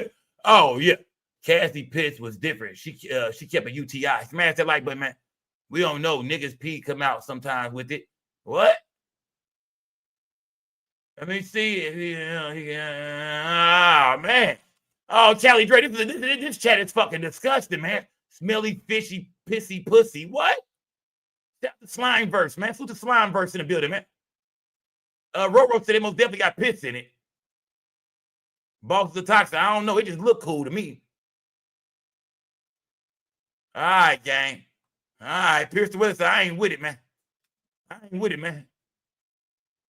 All right, man. Smash the like button, man. Because the killer Cam just asked this nigga, was the girl squirting? I don't know. Smash the like button. Did you think the orgasm was fake? Or she just was doing that to entertain Puff? You never know. Right. You never know. I got you, man. And like I said, it was a lot of things that she said. Hold on. Let me see. Dr. Love said, if you fuck a stud or a bull dyke, does that make you gay? I've never fucked a stud or a bull dyke, but no, that does not make you gay at all. It might be some niggas in this chat right now that done turned some, but done brought a bitch back home. You hear me?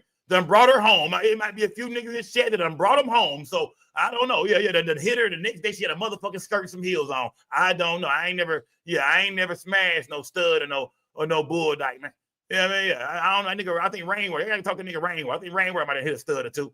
I think Rainwater might hit. Yeah. Y'all ever see Rainwater running around? Ask Rain. I mean, I think Rain told me he might have hit a stud one time.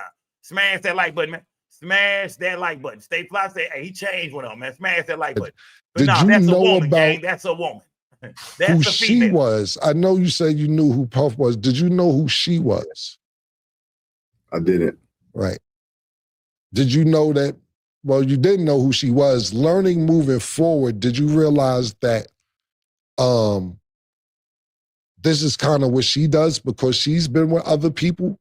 Like I said, I want to make sure I don't use the wrong words here, but you know, who possibly put it like this. I'll word it like this.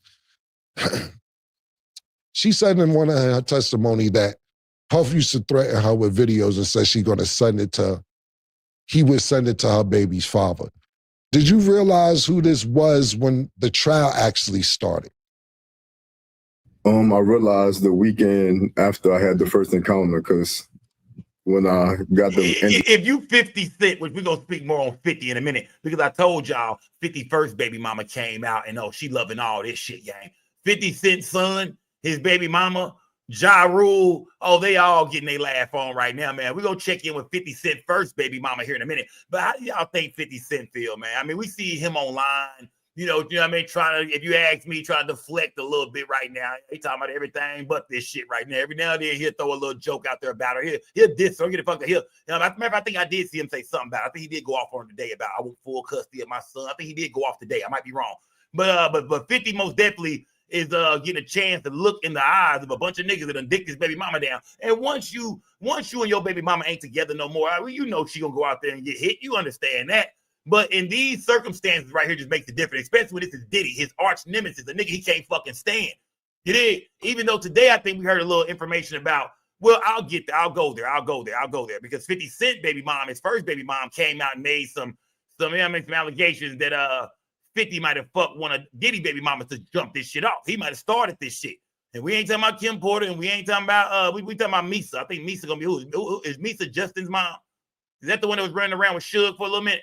Smash that like button, gang. Smash that like button. So I'm hearing that 50 might have started this shit, but how do you think 50 feel now to look into all this, to see all these niggas, hearing about all these niggas, dog? He even had, remember when the Punisher was on the show, 50 had Cameron ask the Punisher, did you fuck my baby mama? Did you fuck dad? He want to know. He just want to know. Because 50 putting his own case together right now. 50 is looking for all the goddamn, and if you 50, you got to do the documentary now, nigga. You say you do the Diddy documentary, you got to do it now, nigga. Now you got to do it. But I think 50 is building his own case to get his son away from that bitch. So he want to know. He finna gather up every name of every nigga that ever ran a train on her, did drugs with her, dicked her down, all the escorts she was with. He finna prove to the court this bitch is crazy, man. She is a sex demon. My son don't need to be around this drug-taking, horny, freaky-ass, prostitute-ass bitch, man. Diddy was paying her rent, so she would fuck, man. This was prostitution. I think Fifth finna put his own play together, man. Smash that like button, gang. DA in the agency let me know that it was a celebrity client. I have a friend that's with the agency as well. Right. And I told him, and he told me, he was like, it's Diddy. And I'm like, what? Like, why would you say that? Right. Because he's with the agency and he was booked with them a couple times. So when I first opened the door and seen him, I was like, damn, he's right. Right. So after the encounter, I managed shows like the same show Sheree manages. Right. I managed their show in New Orleans and Las Vegas and LA. Right. And he's in the show. And after the booking, I was at the show and I was like, I told him about the booking and he showed me the picture. He was like, was this her? And I was like, yeah, that was her. Right. And then he told me who it was. Wow. And then I was like, damn. That's when I realized. I just fucked Cassie. 100. And when he realized, damn, how I didn't even know I fucked Cassie. Did these fantasies go? Like, I understand if, like you said, the encounter, but was it oral, anal? Like, was he directing y'all that far to shit that he wanted to see, or was it just regular sex with baby oil? It was, she did give me oral, but it was pretty much regular sex with baby oil. Wasn't no like crazy shit. But was he directing her throughout the whole encounter, Puff, I'm talking about? Yeah, he would tell her like switch positions, when she's doing oral, tell her stop and pour the baby oil or pour it on herself, or like say certain shit, and she would follow along. Wow.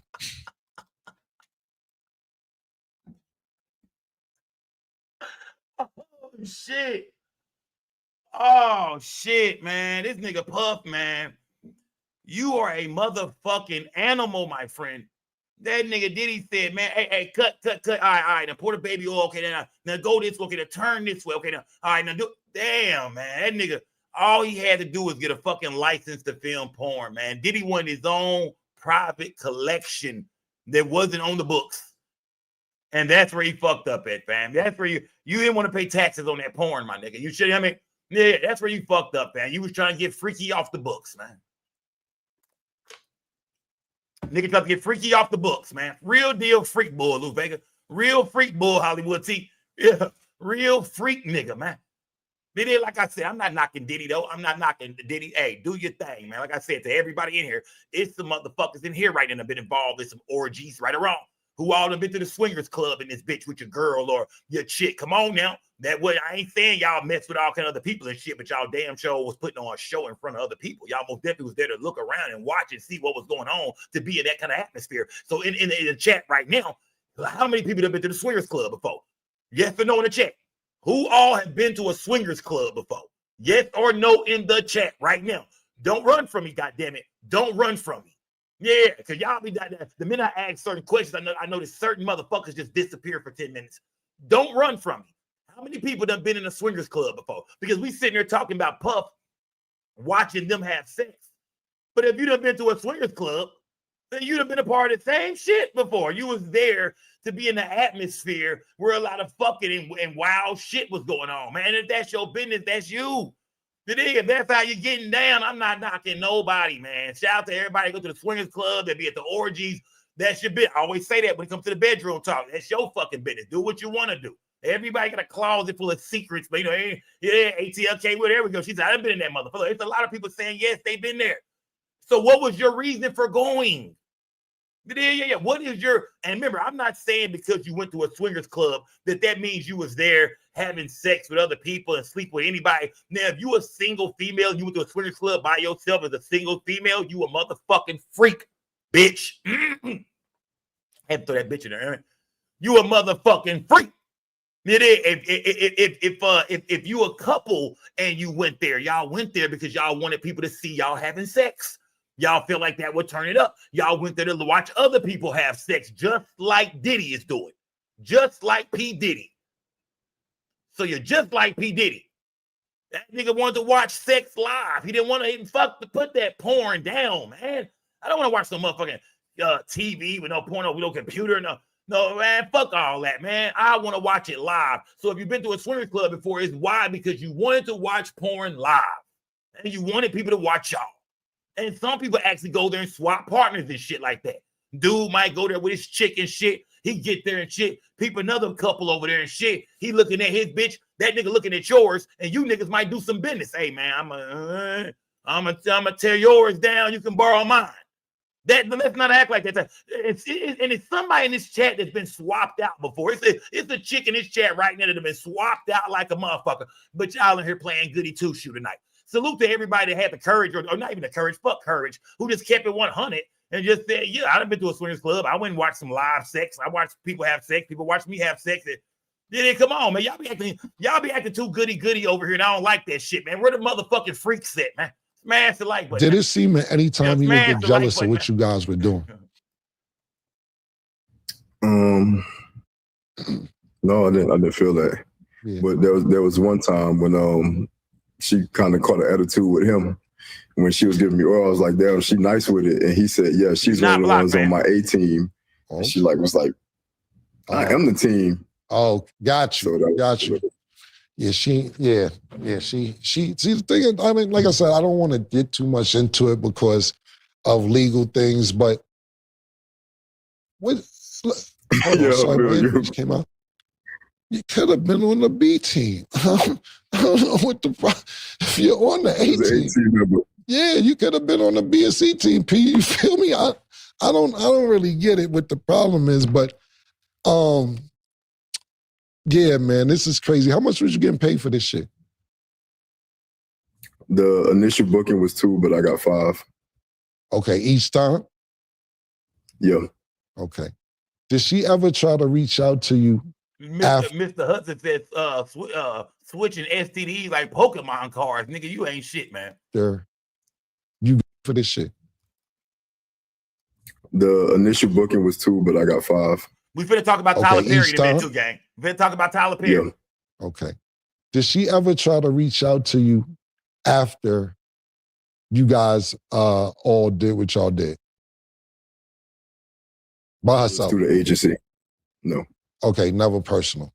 Okay, cool, man. Never personal. Got you. Yo, P, you guys on the act. I saw I'm up here with my co-host as well. You have any questions for Rico? Thank you as well, man. It's almost over. Yo, Rico. A couple more minutes and we're going to get you out of here. Yo, Rico, what's up, my G? What's happening, bro? Let me ask you a question. I know you gave him your dance name was Rico, so when you got subpoenaed and all that, how did they able to contact you and get your real name? Oh, they never got my real name. No, I know them, but for you to get subpoenaed. But basically, we talked about it earlier just so he understood, even in the transcripts, it's not his name. All right, copy. All right. Second question. You said you was just there to dance, so when you was approached to have and reenact this, was that your first time? Or you've done it before already? Or you just danced all the time? I danced all the time. All right. Cap. That's it. Cap. Larry.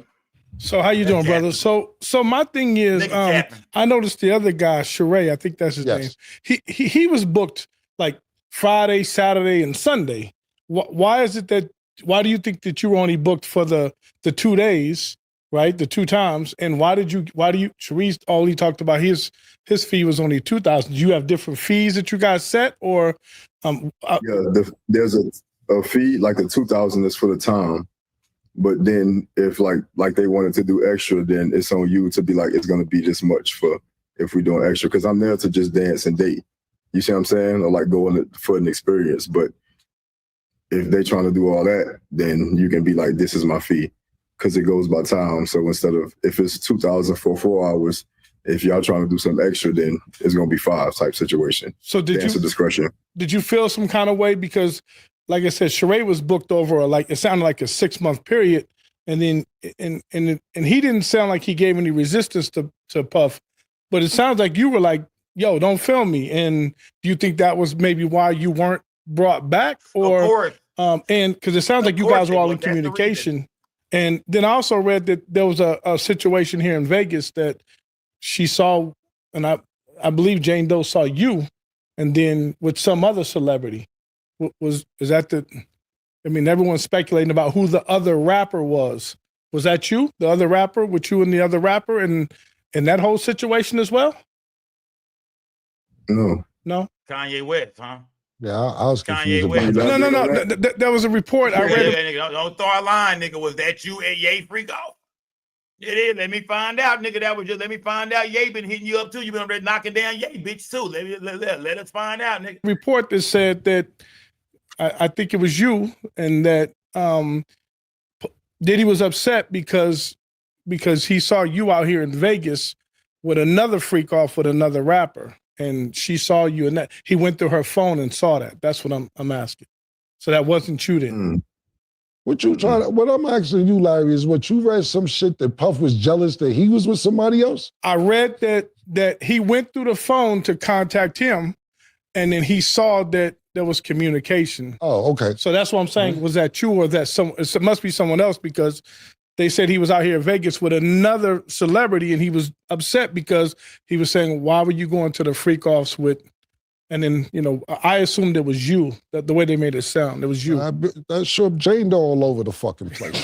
She's fucking everywhere. I dance for celebrities, but yeah. When I come to the conclusion with Jane Doe is this, man. This is what she do. And I don't want to say too much because she's basically saying in her transcript that she did it for her rent to get paid, or she did it. She never felt like she wanted to do this. And that's why I really wanted to bring Rico up here to get his point of view to seem like if it was forced, because you don't want to be insensitive to the situation as well. Yeah, that's but true. that's what that's why I'm being very cautious on how I approach the situation. But to make a long story short, this is about his experience, and he's saying that the times he was there, she did not feel forced, which was really what I wanted to get down to. Yeah, I didn't catch that vibe. Right, exactly. Yo, Reek, man, I really, really appreciate you. Hey, yeah, Killer Cam most definitely is doing a justice by coming and asking some of the real motherfucking questions. Like, you know what I mean? Because we can't see these people on the stand when they're in court. We're reading the transcript and shit like that. But we know when just kind of know when just a nigga like Cameron just talking, he gonna ask you what the fuck happened. You feel me? So salute to Cam, man, for just, kind of clearing shit up when it comes to were these women, were they coerced to do this? You know what I mean? Were they being forced to do this? Did they look uncomfortable? Did they look like they didn't want to be there and shit like that? And all he been hearing is, nah, these chicks, man, they was in love with that shit, man. They some real deal freak bulls too. They was with the shit. They was with everything, man. That's what Killer Cam been producing from these goddamn interviews, man. Yeah, he's been producing a lot of truth coming out. And like I said, I do believe that 50 Cent is behind this. Y'all listen to me when I say that.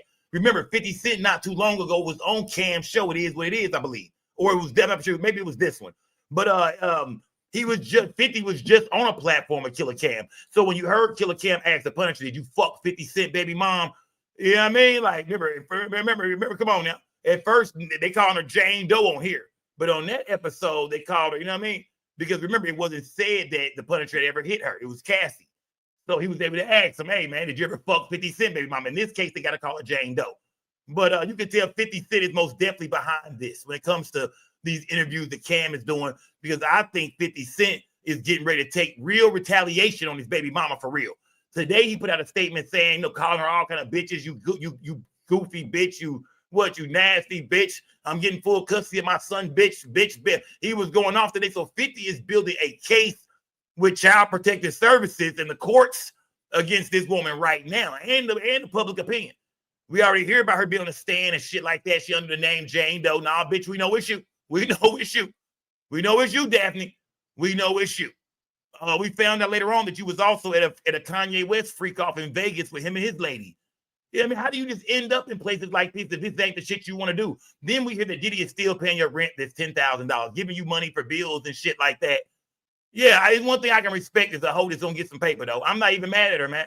It's a lot of bitches out here letting a bunch of niggas fuck them down for free. Them the bitches I don't like. You know what I mean? Yeah, y'all hoes goofy, man. So all you bitches that just fucking a bunch of niggas for free, I can respect the bitches gonna at least get a bag out of it, man. I can respect that, man. Can't knock a real hoe.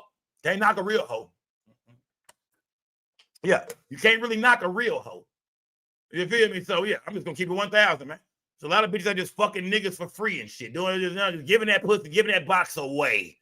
I mean, just getting poor box. Yeah, poor box. I mean, it ain't no new clothes, shoes, rent, bills, vacations, nothing coming behind that box being given up. Nothing. You know what I mean? So yeah, so salute to the real hoes out there, I guess, man. Even them hoes on Harry Hines, them broke ass hoes. Salute to them broke ass hoes tonight, man. Yeah, I shout them hoes out too, man. Smash that like button, man. But salute to Killer Cam, man. Yeah, salute to Killer Cam, man. We have to run that interview. What was I gonna say? Gotta go here next. Let me get this button ready, man, because shit finna get crazy, man. We're gonna go back to 50 Cent in a minute, though, man. We're not done talking about 50 Cent at all, gang. We're not done. We're gonna hear from 50 Cent first, baby mama. She did an interview over there with MREC TV. Shout out to MREC. She did a little interview with MREC, and she kind of spoke on a few things, man. I mean, most definitely what's going on right now with the Diddy trial, 50 and Diddy. You know what I mean? Her past with 50. You know what I mean? Broke down some shit. Really got into some shit, man. Shout out to 50 Cent first, baby mama. The one he threw the cocktail. She said he had somebody throw a cocktail through the window because she wouldn't move out the house that he bought. He claimed another nigga lived there or some shit, I think. I'm not for sure what he ever said about it. But she said he thought another man lived there, was over there, and he wanted her out the crib, and they went to court, and they let her keep the house. And you know what I mean? He had to keep paying for it. And you know what I mean? Turns out 50 said, fuck it, make her throw a cocktail through that bitch, nigga. That nigga 50 a fool. We'll get to that in a minute, gang. But we got to speak on Tyler Perry, man. It ain't Hollywood T. We got to speak on Tyler Perry, man. We already knew this nigga was gay. That ain't what we're here to talk about, gang. That's not what we're here to talk about when it comes to Tyler Perry. On top of that, I got to say this about Tyler Perry. Tyler Perry has been a great success to the black entertainment world, to the movies, you know what I mean? He make a lot of niggas feel like Tyler Perry only make movies for women, mainly black women. And it's always, he make niggas look horrible in every goddamn movie. You know what I mean? But that's a good crowd, though. The black women crowd. And you know what I mean? That crowd, yeah, he making his money, fam. Tyler Perry know what the fuck he doing. You know what I mean? He know it's not. Yeah, we're not here to question if he's gay or not. We all knew Tyler Perry was gay. It is. I mean, but now it's like that proof is really there because we never seen him come out with a chick either. We never seen him, you know what I mean, ever with a rumor of a relationship with him and a woman, or we never heard about Tyler Perry fucking no chicks. So I think we all kind of felt that way, but we never heard any real stories about him and no dudes either. So it's just kind of like in the air, like who knows? Ain't your business. I mean, I'm pretty sure he's gay. But Tyler Perry has been a success in the black entertainment world, man. He's done a lot of great things, man. It is. So I can't knock Tyler Perry when it comes to what he's done for black Hollywood. Can't knock Tyler Perry, man. You know what I mean? The brother came and this motherfucker ain't got the, you know what I mean? He dropped more movies and shows than anybody. But on one of those shows called The Oval, and I've never watched The Oval. I've never seen the show. It was a guy by the name of Derek Dixon who he hired, and the dude had a role in the show. And that man has now come out and said that Tyler Perry, you know what I mean, been making a lot of unwanted sexual advances at this man. Is this true or not, gang? I don't know. Is this a motherfucking money grab? I don't know. Let's break some of this shit down. Salute to everybody in the building, gang. Let's break some of this shit down real quick, gang. Yeah. Let's break some of it down. It says Tyler Perry sued for sexual assault. Oval actor claims years of harassment and more. And look at that nigga Tyler Perry. Ain't that a damn shame, my nigga? God damn, man. It says that Tyler Perry is facing an accusation of sexual assault, a claim coming from an actor on his long-running TV show, The Oval, and one Tyler's camp called a scam. TMZ has learned. TMZ has learned Derek Dixon filed a lawsuit against Perry, and in the docs he claims he is the director, that he met the director at an event back in 2019. In Derek's words, Tyler picked him out of the crowd, asked him for his phone number, suggesting he might have a role for him. Man, hell no, dog. Hell no, man. Hell, man, come on, gang. Nah, fuck all that, nigga. Fuck all that. Gay. Yeah, man, ain't no motherfucking way, fam. Ain't no motherfucking way, dog. Ain't no motherfucking way, bro. It is, nigga picked you out of a crowd. I mean, what kind of crowd was this? Were you in line? You know what I mean? To do some acting? Like, was you in the middle of a fucking play? Like, what made him just look at you and say, I got a role for you? Regular looking ass, everyday white boy, I got a role for you. Nah, man, he was hollering at your motherfucking ass, man. That nigga did at your motherfucking ass, man. He just picked you out of a crowd and just said, hey, man, I want your phone number. I got a role for you. Yeah, he had a role for you, all right, nigga. Yeah, he had a role for you, all right, nigga. You feel me? Yeah. He had a role for your money, just like Diddy. Just like Diddy had some roles for motherfuckers. He had a role for you, all right. And you accept it, you son of a bitch. Smash the like button, man. because this white boy has to be gay, of course, too, I'm guessing. But he's saying he wasn't trying to fuck with Tyler Perry at all, even though he wanted to be in the business, it sounds like. As it turns out, he did. Let me see, hold on, did I read that part? Let me see. Okay, it says, okay, I read that part. Let me see. So he said he got his phone number, suggested he might have a role for him. As it turns out, he did. Derek says Tyler gave him a small role in 2 episodes of a show called Ruthless. Then in January 2020, Derek says Tyler invited him to his Atlanta home, and he accepted, hoping to build a friendship that would lead to more acting gigs. Come on, gang. This shit is getting, hold on. Ain't no motherfucking gay. Ain't no motherfucking way, man. Come on, man. The nigga invited me. A man asked me to spend the night at his house. This is Tyler Perry, man. I'm sure he got a big ass fucking, you can't even call that shit a mansion, whatever, you know what I mean? He got a compound, I'm sure, in Atlanta somewhere. This nigga probably got a compound, 30 rooms and shit. I'm sure that nigga crib crazy. He invites you to the crib. You know what I mean? Hey, it's you by yourself, man. When you get there, it's nobody else there, just y'all. And he invites you there, and you say your intentions was to get more acting gigs. You know what I mean? You want to build a friendship with him to get more gigs. This sound like that, you know, like this white boy knew early in the game what was going on. And he knew if he don't get his way with Tyler Perry, you know what I mean? If I don't get more acting gigs or whatever, or if shit don't stay, you know what I mean, kosher between us, like you don't keep me working, motherfucker. I got something else. I'm like, that would sound like to me, goddammit. Smash that like button. I can be totally wrong though. Let me see. It says, then in January, Derek says Tyler invited him to his Atlanta home. He accepted, hoping to build a friendship that would lead to more acting gigs. But according to the suit, while there, Derek drank too much and ended up sleeping in a guest bedroom. In the docs obtained by TMZ, Derek claims Tyler got into the bed with him and started touching his thighs. Okay, so look, come on, gang. Oh, God damn. Hold on, ain't no motherfucker. Gay! Ain't no motherfucking way, man. Yeah, this sounds like the casting couch. I just seen somebody say that. Angela Patterson. This sounds like the casting couch. You know what I mean? Come on, man. This nigga say he in the room. He spend the night, and what a coincidence, man. It's just you two motherfuckers there, and he break that liquor out on your motherfucking ass. You know, he break that liquor out on your ass, and then put that brown, he break that Hennessy out something. No, he probably gave niggas some expensive shit. He broke that liquor out. Y'all get to drinking and shit. You don't think it's nothing weird about this yet, fam?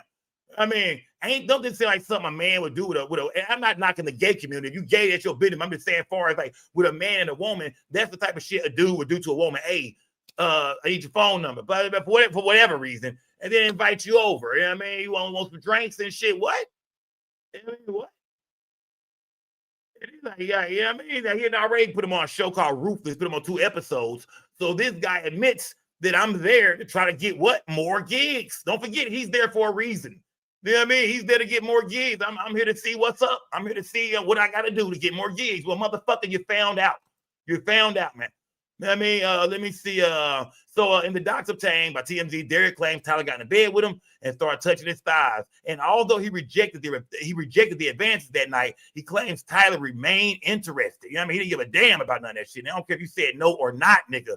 And these are some messages and shit. And oh man, we'll go through some of the messages, man. The messages are kind of weird, man. We'll go through the messages, man, but it is what it is, man. It says shortly thereafter, Derek says he landed the role of Dale in The Oval. Great for his career, but he claims it was around this time that Tyler also started firing off sexually suggestive texts, including asking what Drew's sexual preference were, and telling him he had sex with men. So Tyler Perry's letting him know what time it is, nigga. I done gave you this role, so what you finna do? Yeah, I done gave you this role, motherfucker. Now what you finna do? Derek also notes that his character Dale, they talking about the show The Oval, all right? I've never watched the show Oval before, gang. So if you watch Oval, tell me about this character that Derek Dixon played. It says Derek also notes his character Dale was written as a gay, homeless, and desperate store clerk who had to sleep with other characters for a place to stay. He claimed that's exactly what Tyler told him he was looking for in a real life sexual partner, someone who would be loyal and dependent upon Tyler. So he gave this nigga a gay ass role of a broke motherfucker who was just having sex with random men, I guess. Hold on, goddammit. Hold on.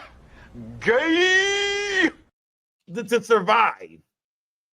And it turned like he made you play yourself, buddy. That's the definition of making a nigga play you, nigga. You just played yourself, nigga. You just played yourself. He says, Derek says he feared his career would be derailed if he flatly rejected Tyler. So instead, he told him he just wants the sex. He just wasn't the sexual type. Okay. So okay. He told him I'm gay, but I'm not sexually. You like, right? Well, hold on. So instead, he told him he just wasn't the sexual type. I guess he told that nigga I'm happy. Like when I told you I was gay, fam, I mean like I'm happy than a motherfucker, fam. I got a job now and shit. I'm on the show. I was on Ruthless and shit. I got good work now. I meant I was happy, nigga. I didn't mean, yeah. He told that nigga I'm not the sexual type of you know, I'm not on no shit like that. Huh? Okay, all right, yeah. I'm trying to figure all this shit out, man. And then let me see. I told him he just wasn't the sexual type, but he was always terrified he'd lose his job if he complained of sexual harassment. Of course you will, nigga. Of course you will. Let me see. To that point, he says Tyler once again invited him to Atlanta later in 2020, and things allegedly took a dark turn. Derek claims Perry greeted him warmly, but clearly started a sexually charged conversation, like asking him if he likes it rough in bed, and then grabbed Derek by the throat while saying, "Look how excited you just got, man. What the fuck?" Oh yeah, man. Yeah, I mean, this could be all lies, of course. This could be all lies, but we're just going over the story right now. He says he pushed Tyler away, and that was the end of that alleged incident. The lawsuit includes years of text messages allegedly sent by between both men. Most of the ones Tyler allegedly sent are sexually charged. For instance, one reads, "No straight man will be going on walks with you or cooking dinner for you unless they wanted to fuck you. I will fuck you." Oh my! Oh yeah! Oh, hold on, goddamn! Hold on, man. Gay. Hey, now he turning shit up now. Yeah. Now he's starting to turn shit up. Yeah. Now he's starting to turn shit up. He tired of fucking around, man. Now he turning shit up. From what this nigga is saying, like I said, I don't know if this is real or not, gang, but now he's starting to turn it up. Let me see. The most aggressive incident allegedly went down in June of 2021. Now we gotta ask ourselves this, man. If this man is making all these sexual advances, all these unwanted sexual advances at you, why the fuck are you still going to the crib in Atlanta, bro? What are you doing back over there? That's what makes people think shit like this is a money grab, gang. And we all gotta be just honest with ourselves. When you hear about somebody saying they don't want something, this person is tripping. I'm thinking about sexual harassment, but yet and still you invite me to your house and I skippity do my ass right on over there. Come on, man. What would you be doing back over there? Now 2021, fam. It's a year from the last allegations. You know what I mean? The shit you complained about. You just said that he invited you over there. You get drunk, go to sleep in the guest room. You wake up Tyler Perry butt naked, tiptoeing through the room and shit. You wake up Tyler Perry butt ass naked, tiptoeing through the room and shit. Ease the cover back and climb butt ass naked in the bed and touching your thighs. Hold on, goddamn, hold on. Gay. Remember, you just said that, bro. That was last year. So what the fuck are you doing? What are you doing back over there then? See, something ain't adding up, gang. Something ain't adding up early about this shit, man. Not to mention the dude won with like $270 million. Oh, something ain't adding up, man. Something ain't adding the fuck up about this shit, man. Coming off money grabbers to me. I mean, I don't know. Let me see. So it says the most aggressive incident allegedly went down in June of 2021, again at Tyler's Atlanta home. Dixon was staying in the guest house and wearing only his underwear when he says Tyler came in to give him a good night hug. All right, man. Gay. He alleges Tyler yanked down his drawers, groped his butt, and said, "Relax and just let it happen," and assured him it wasn't going to hurt. Okay, now hold on, mother. Gay. Right, so you mean to tell me? So you telling me? Hold on. So grown ass man. I don't know if Tyler Perry is taller than him. Like who's the biggest? Like I mean, if Tyler could wrestle him down. So you telling me that Tyler Perry walked in the room, fam, and just yanked your motherfucking drawers down, my nigga, and got the squeezing on your ass, and you didn't get the boxing up in there. You didn't get the throwing. You didn't get the fight up in there. Nigga, you didn't put the nigga, bitch, nigga, nothing. Nah, nigga, nah. Gay. Nah, bro. And I'm not even, look. Fuck the fact that the white boy could be gay, right? You did? Fuck the fact that the white boy could be gay. It's still the fact that these are unwanted advances. We're not saying that the white boy is straight, he likes women. So this was, we say, okay, cool, you gay too, white boy. But if this is some shit that you don't want no parts of, just a year ago, you was already, thinking about, man, I fuck around, let him know, man, this shit is wrong, man, but I'm gonna lose my job. So now you back at his crib again a year later. This time he ain't playing no games, man. It's time to Debo some shit now, man. See, Tyler Perry is tired of waiting, man. He's waited long enough. He gave you 2 episodes of the show Ruthless. He done gave you a character, even though he's a gay, broke-ass store clerk that's getting hit for, to survive. He gave you a role, bro, on the show, bro. He been throwing you hints and shit about what he wanted from you, bro. Now he's tired of playing with you, bro. Playtime is over with, motherfucker. Yeah, he been doing for you long enough, bro. He been doing for you long enough. Playtime is over with. They say Tyler came in there and just yanked this nigga motherfucking draw. Nah, bro. If you didn't get to fighting and boxing, my nigga, if you didn't get to throwing no hands, looking for no weapons and shit, fam, what can I say, man? He alleges Tyler yanked down his underwear, groped his butt, said, relax, just let it happen, and assured him it wasn't going to hurt. Dixon says he managed to rebuff his this advance by changing the subject. According to the suit, Dixon finally filed a complaint with Equal Employment and Opportunity Commission in June of 2024 and then quit the Oval, saying he could no longer put up with the alleged sexual harassment. Dixon is suing Tyler Perry and Tyler Perry Studios for quid pro quo and workplace sexual harassment and sexual assault and battery, and he's seeking $260 million in damages. $260 million. Yeah, $260 million in damages. Tyler's attorney, Matthew Boyd, tells us this is the individual who got close to Tyler Perry for what now appears to be nothing more than setting up a scam. But Tyler will not be shaken down, and we are confident these fabricated claims of harassment will fail. What do y'all think, man? I told y'all, I said everybody gonna get their turn to burn. We talked about this shit, man. We just last night on this platform, man. Just last night on this platform, I asked y'all, man. I said, who will be next? We talk about this all the time, right or wrong, gang. We talk about all the time, who gonna be next? Who is it gonna be? Who will be next, man? Especially these black billionaires. And we know Tyler Perry, Diddy, niggas like Kanye West, Jay-Z. We know who them billionaires are in the game, man. We know, and even just fuck a billionaire, we see what happened to R. Kelly. And I'm not saying all these men are innocent. Don't forget about that. I'm not saying they're innocent. I'm just saying when it comes down to the lifestyle y'all living or not living, or the people y'all got around them, whatever it is, whatever y'all doing, whoever y'all with, whoever y'all around, it's some claims coming back for that bread, nigga. Y'all got too much paper. They feel like, give me some of that. $260 million. The white boy said he quit the show, The Oval. I'm sure when he quit The Oval, whatever happened for him to quit The Oval, if those are the real reasons, because I would love to hear from other people on the set of The Oval to see, like, was that the energy that was going on there? Could y'all tell that something was going on between him and Tyler, like, as far as him not wanting to be there anymore? You can see a look on his face, like something going on. He came up like a victim to this man. It felt like Tyler was trying to fuck this nigga. Hold on, man. Hold on. Ha! Gay! Yeah. Well, he gonna need some witnesses to some of this shit, man. But yeah, the white boy Derek Dixon, y'all, from the show The Oval. I've never seen Oval. I've never seen that shit before. But yeah, he had a role on there that Tyler Perry gave him. And I guess, like I said, I don't know, man. I don't know. I'm starting to wonder, man. I'm starting to wonder, man. What the fuck is really going on here, gang?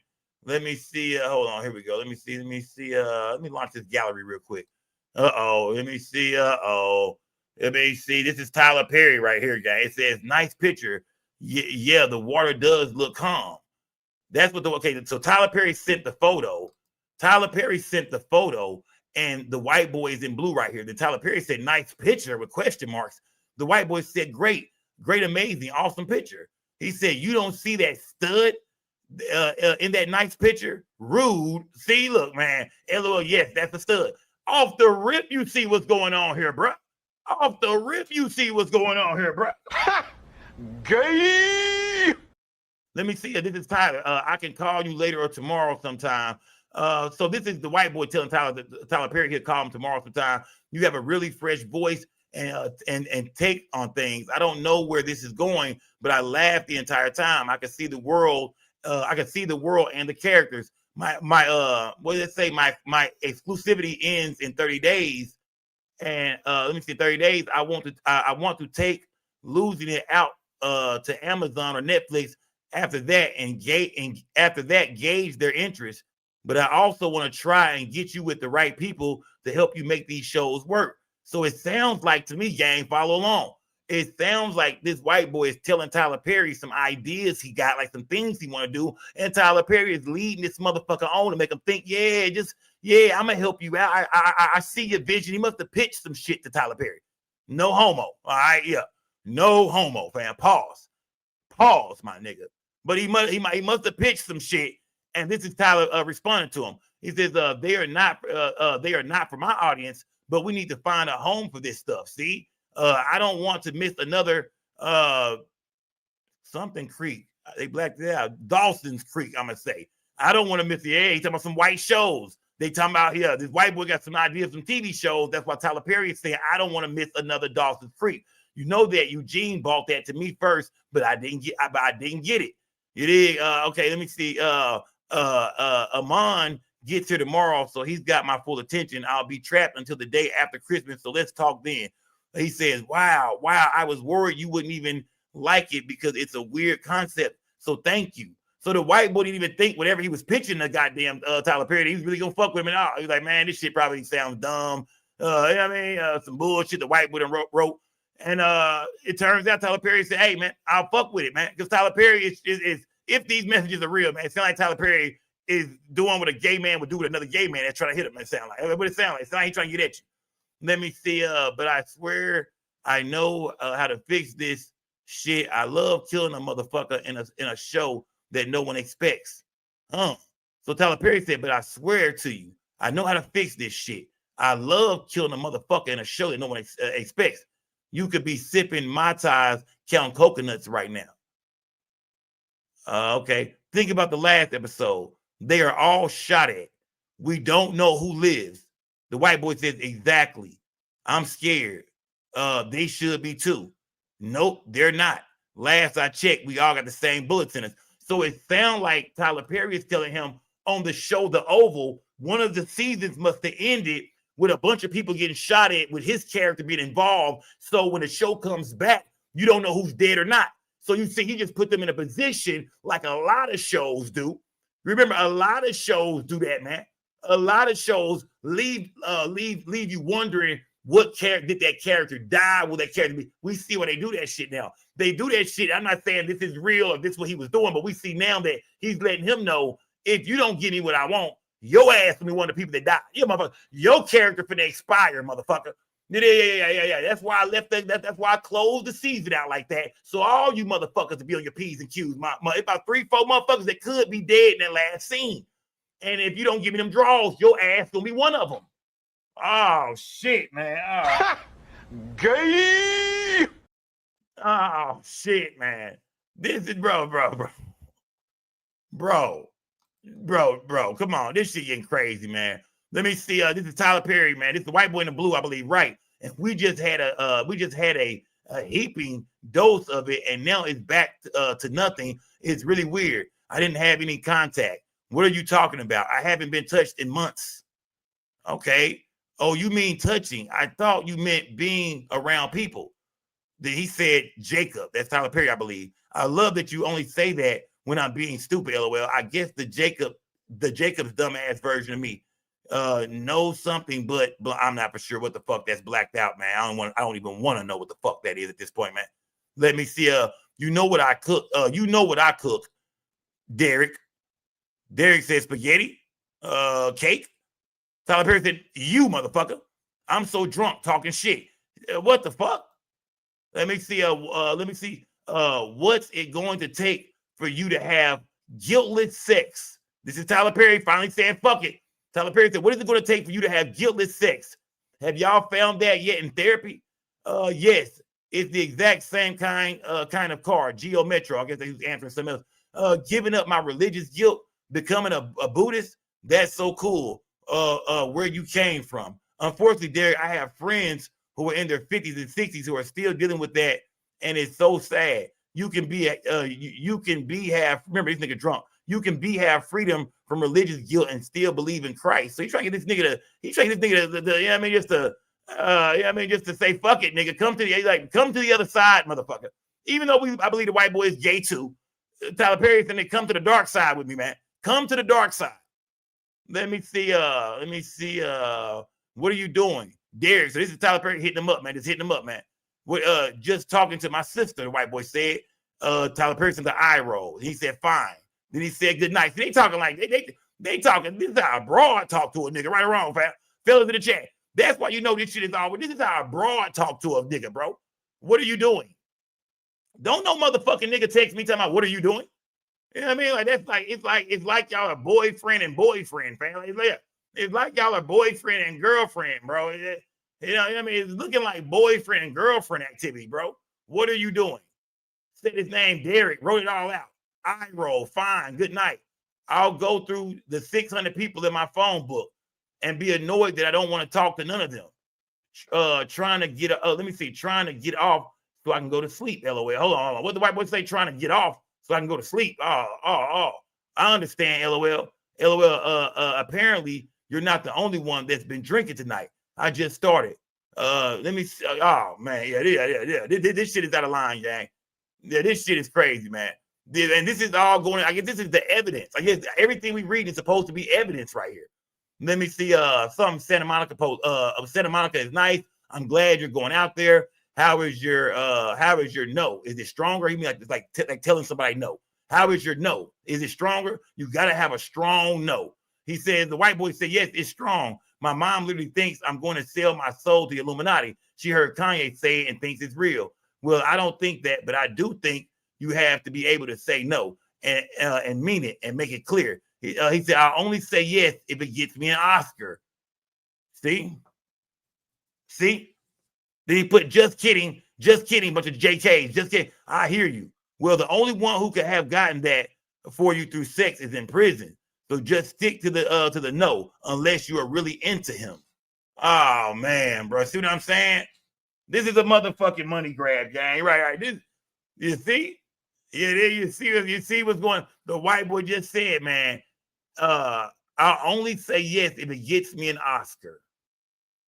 Man, to me, yeah, I mean, yeah, man, yeah. Tyler Perry. I mean, do y'all think, is this good evidence? Do we see Tyler Perry really just like kind of harassing this man? I would hope that you would let someone hold you and make love to you. Hold on, man. Hold on. Gay. I would hope that you would let someone hold you and make love to you. You are missing the best years of your life, my friend. Trust me. I hope you get past that block in your mind soon. Well, it's not this person, but yes, I want that too. I'm working on it. Therapy is help. I'm done with these messages, gang. Get this shit off my motherfucking screen, man. Get this shit off my motherfucking screen, man. Yeah, that shit done went too goddamn far, man. Hold on. Lady Beach, where you at? Gay. Man, enough of that shit. Yeah, enough of that shit, man. Yeah, enough of that shit. You know what I mean? Like, we get the fucking picture here, man, but I have to read that out because I'm guessing that's going to be the evidence. I'm guessing that's going to be what they're saying they will see in court and shit like that when it comes to the civil case. Let me see. Let's see what the news is talking about, gang. Let's see what the news is talking about. Sued for $260. Actor and filmmaker Tyler Perry sued for $260 million over sexual harassment allegations. The complaint filed in Los Angeles accuses Perry of creating a, quote, coercive, sexually exploitative dynamic with actor Derek Dixon. Dixon was in two of Tyler Perry's shows, The Oval and Ruthless. In a statement to NBC News, Perry's team says this appears to be nothing more than setting up a scam, calling the allegations fabricated claims. Let's bring in NBC's Stephen Romo, who's following this. Stephen, what more do we know about the allegations here? Yeah, Tom, just going through those allegations in this lawsuit seeking $260 million in damages, alleging sexual harassment. Look, that's how you know it's a money grab. $260 for a motherfucker that you hung around with for like 3 years, 4 years, maybe. You know what I mean? Yeah, 4 years from 2020 to 24. This $260 million. You know what I mean? Like, we never heard you say anything about like we did hear you say that he ripped the drawers off your motherfucker.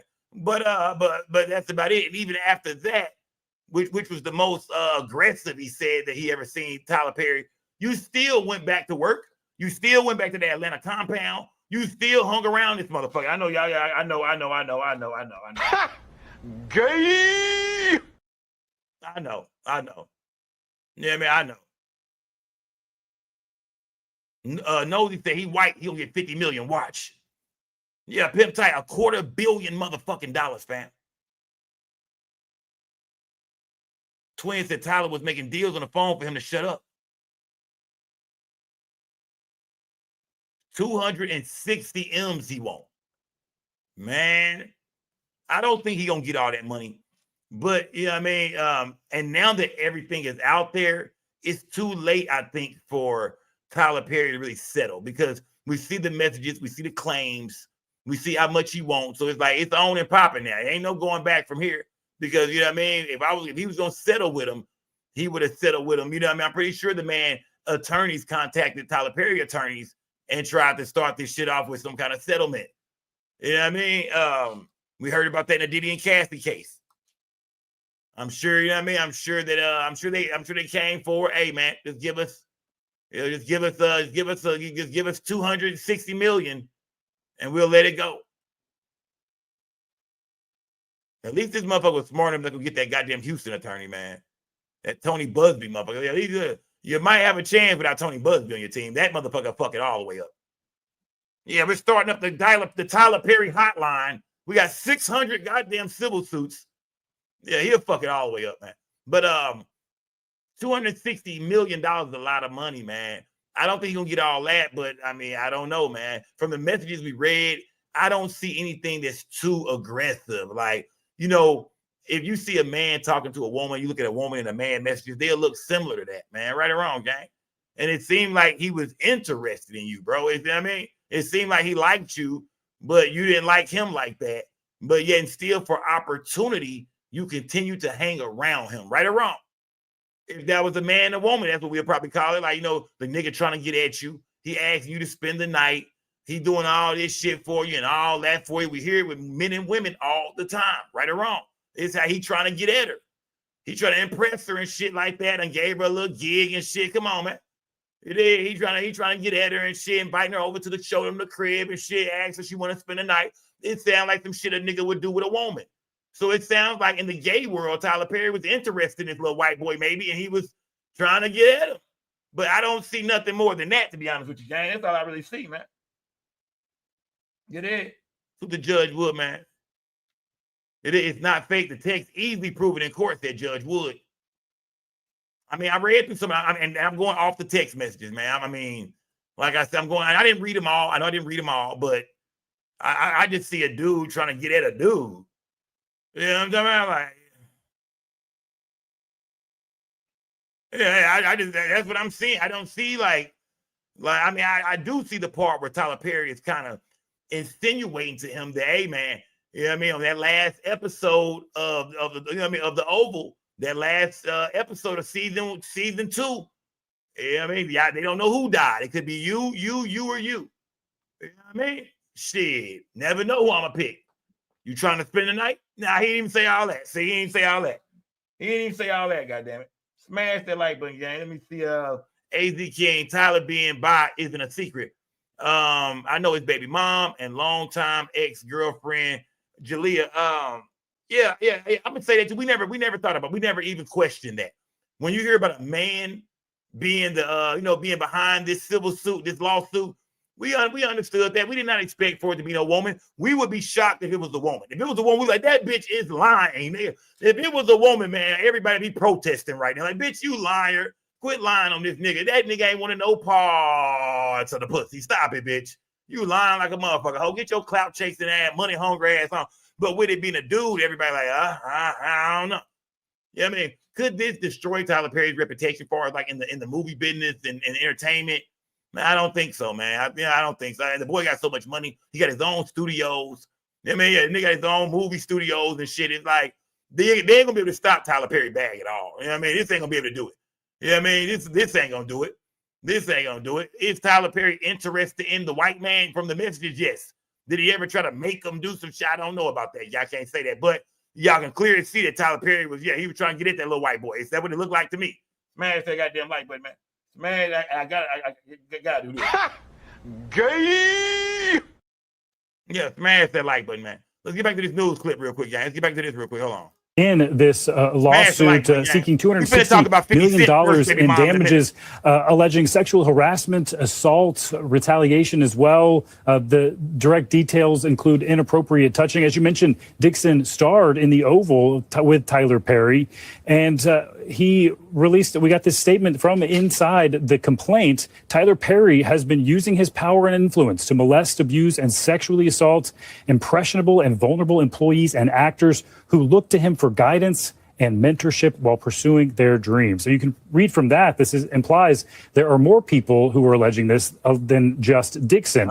We have a bit of a timeline here. So they saying it could be, it's more victims, that it's more people that's gonna come out and say Tyler Perry has been using his influence, his power, his money, you know what I mean, to basically, lure in, and we've been hearing this shit about Hollywood for the longest, man. The casting couch. We've been hearing about this shit for the longest, gang. Let's stop it, man. I'm not saying it's true, but we've been hearing about this for the long. We've been hearing that sometimes you got to get nasty for your role, especially for a lot of women in the business. You know what I mean? We didn't heard about shit like this, man. So do y'all believe that Tyler Perry has been running a secret casting couch, man? Yeah, don't meet me at the studios. Meet me at the house. Yeah.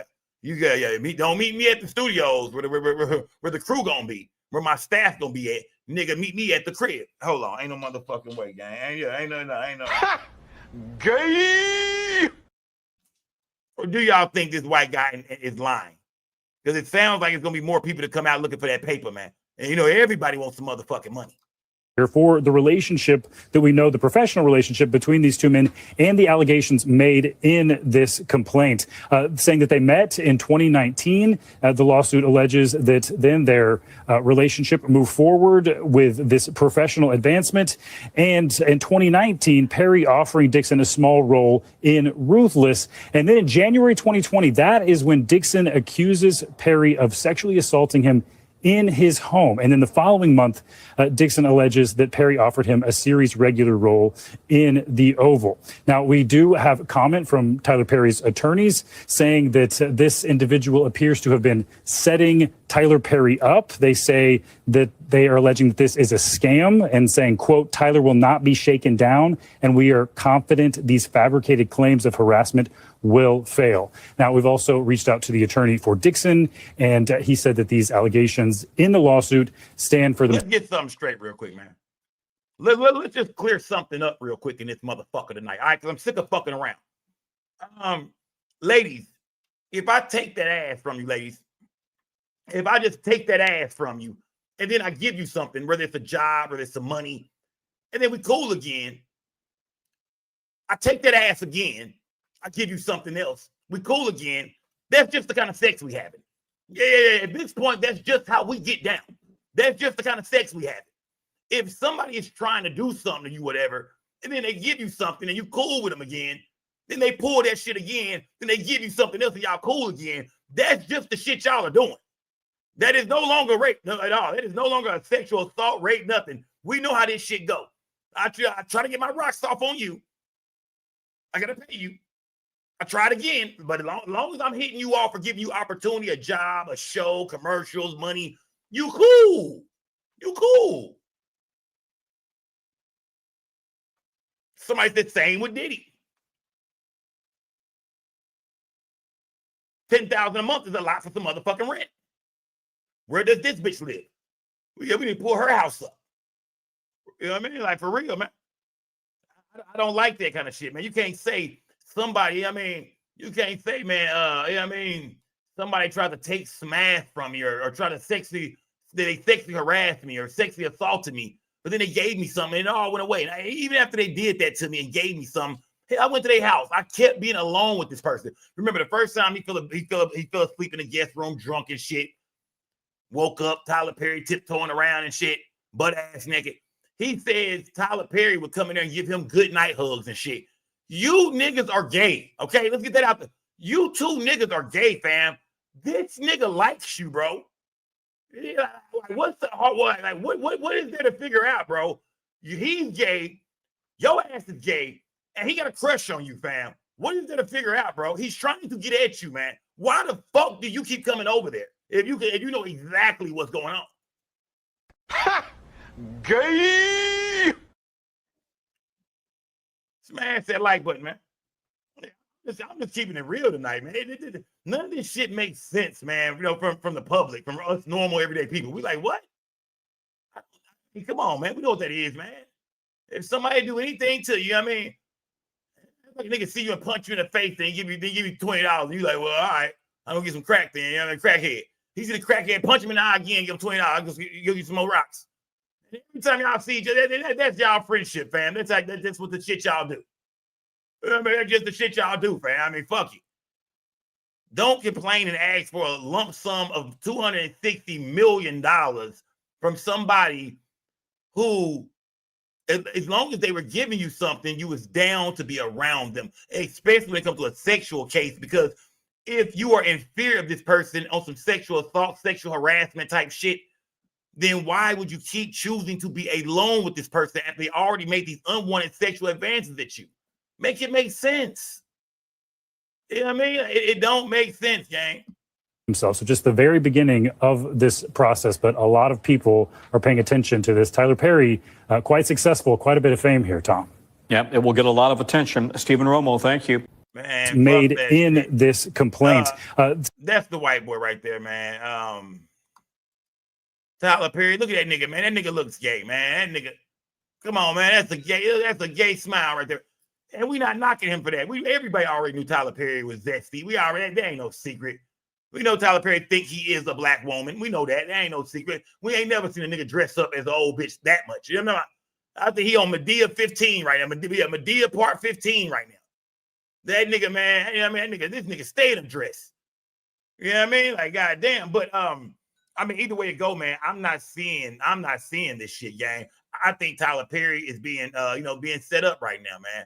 I believe the white boy had secret little evil motives the whole time, man. The whole time. You know what I mean? I really do, man. I think that, because, I mean, you could have always just told him, hey, say, fam. These are the words I'm looking for. Hey, say, fam, I don't fuck with you like that, dog. Quit coming at me like that, man. I'm not with none of that shit at all, bro. Yeah, you bugging, my nigga. Did you give me this job on some shit like this? Yeah, I'm trying to just be an actor. I'm trying to be an actor and shit, my nigga. Like, I didn't know you trying to do all that shit, bro. Like, you know what I mean? Like those are the words you say when you want this shit to stop. Yeah, I want this shit to end. I asked y'all last night. I said, who is next, man? I said, who is next? Some of y'all in the chat said Tyler Perry, Sco. Sco is going to be Tyler Perry. Y'all was telling me that shit. Sco is going to be Tyler Perry. Tyler Perry is next. And what do you know? Literally the next morning, we see R. Kelly got his shit going on. We was waiting on that news to break. The R. Kelly news broke. Like, we was waiting on it. I didn't want to say too much about it until the actual news broke. That broke. And then we see this shit right here, man. Tyler Perry, man. The messages everywhere.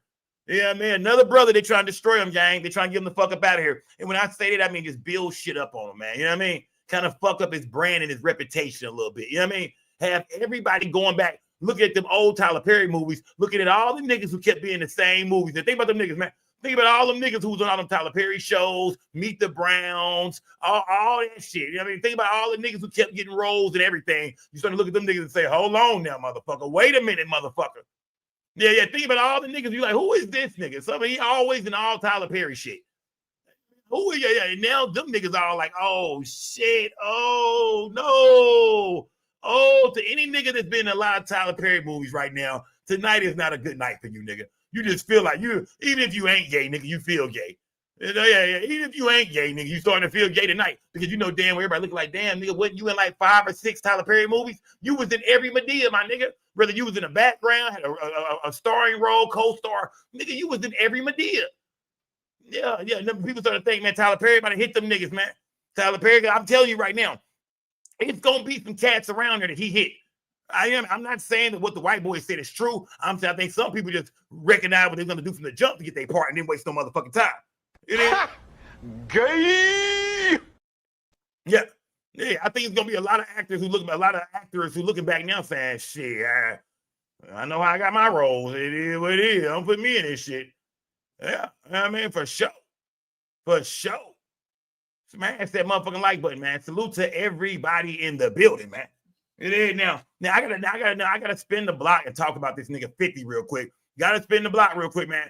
Yeah, Tyler Perry, we'll keep our eyes on this situation. Of course, there'll be more shit going on with this, man. You know what I mean? But it's just a civil suit, just enough. I believe it's a money grab. I gotta look into it more again, as far as more of what was said, or you know what I mean, what he's alleging happened on something.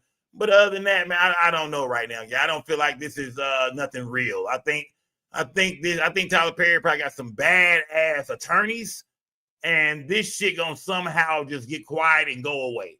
You know what I mean? That's what I really think about it. Tyler Perry got long money like a motherfucker, man. Tyler Perry got that paper, man. Got a bag over there, real bag. Tyler Perry a billionaire too, right? Am I right or wrong? Right? Put a one in the chat. Tyler Perry is a billionaire. And I believe he is. I believe, yeah. Michael Jordan, a billionaire. LeBron James, a billionaire.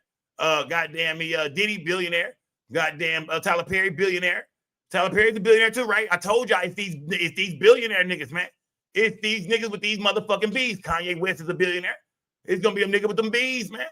Yeah, if you got a bee, they finna try these motherfuckers. They want some of that. You got too much money, nigga. It's time to share. You see a bitch try to get Jay-Z. Come on, man. Niggas with a bee, they trying to get you, man. They trying to get you. Mm-hmm. Yeah. Mr. Clinton, he said, Diddy ain't no billionaire no more. He might not be. I don't know. You know what I mean?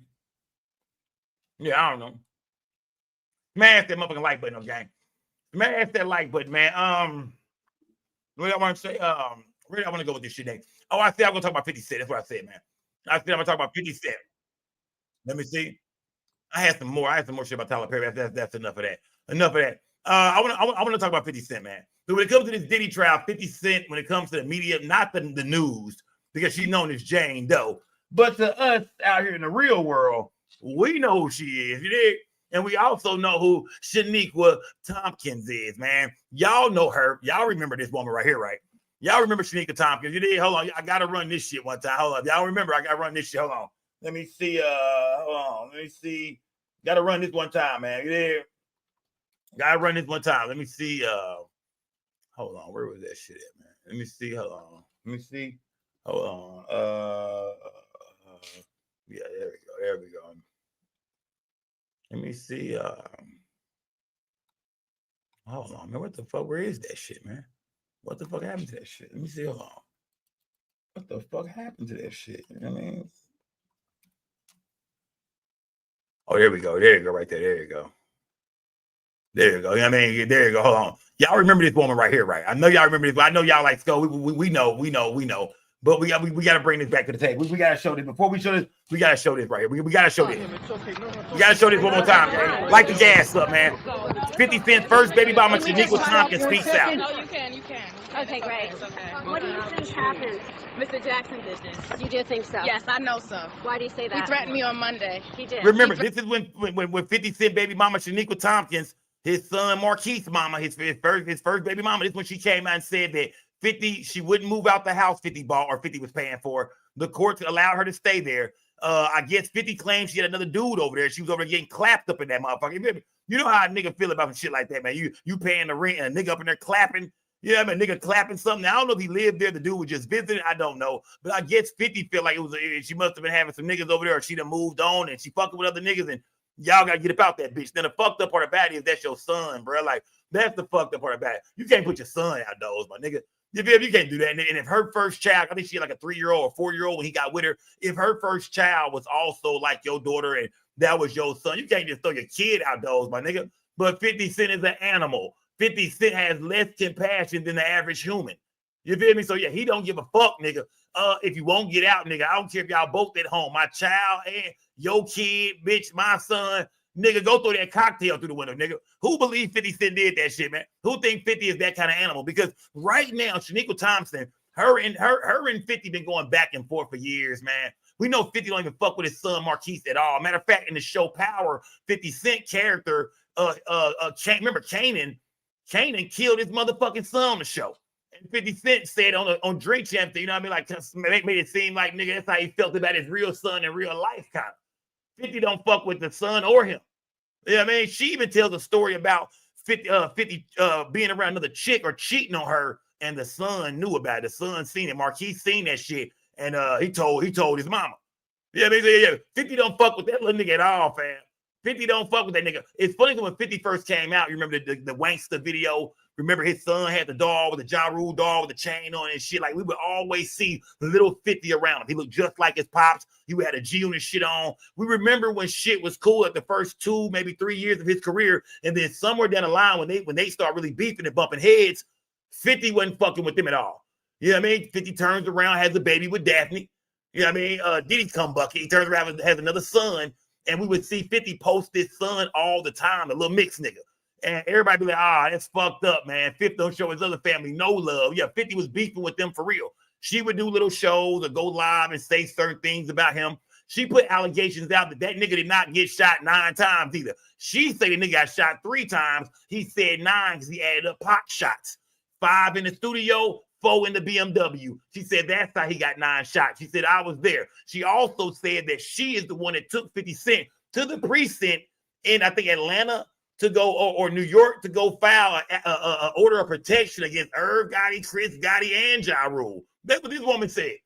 You know what I mean? She said she's been saying this shit for years, man. So we know that 50 Cent baby mama right now with this Diddy trial going on and 50 second baby mama being on the stand and shit like that, testifying, saying everything she said, seeing how 50 reacted online. Oh, she loving this shit right now. She laughing like a motherfucker, man. She even put a statement out there, at least I ain't never sold no pussy, nigga. Oh, she loving this because she feels like, you know, the black woman who was, you know, left behind. Like, you know what I mean? Like she was there for that nigga when he started G-Unit. She gonna speak on that. She was there when she was there to start G-Unit with him. She held him down when he didn't have shit, when he was shot up, and then he gets all this money. They fall out. Whatever happened between them don't work out.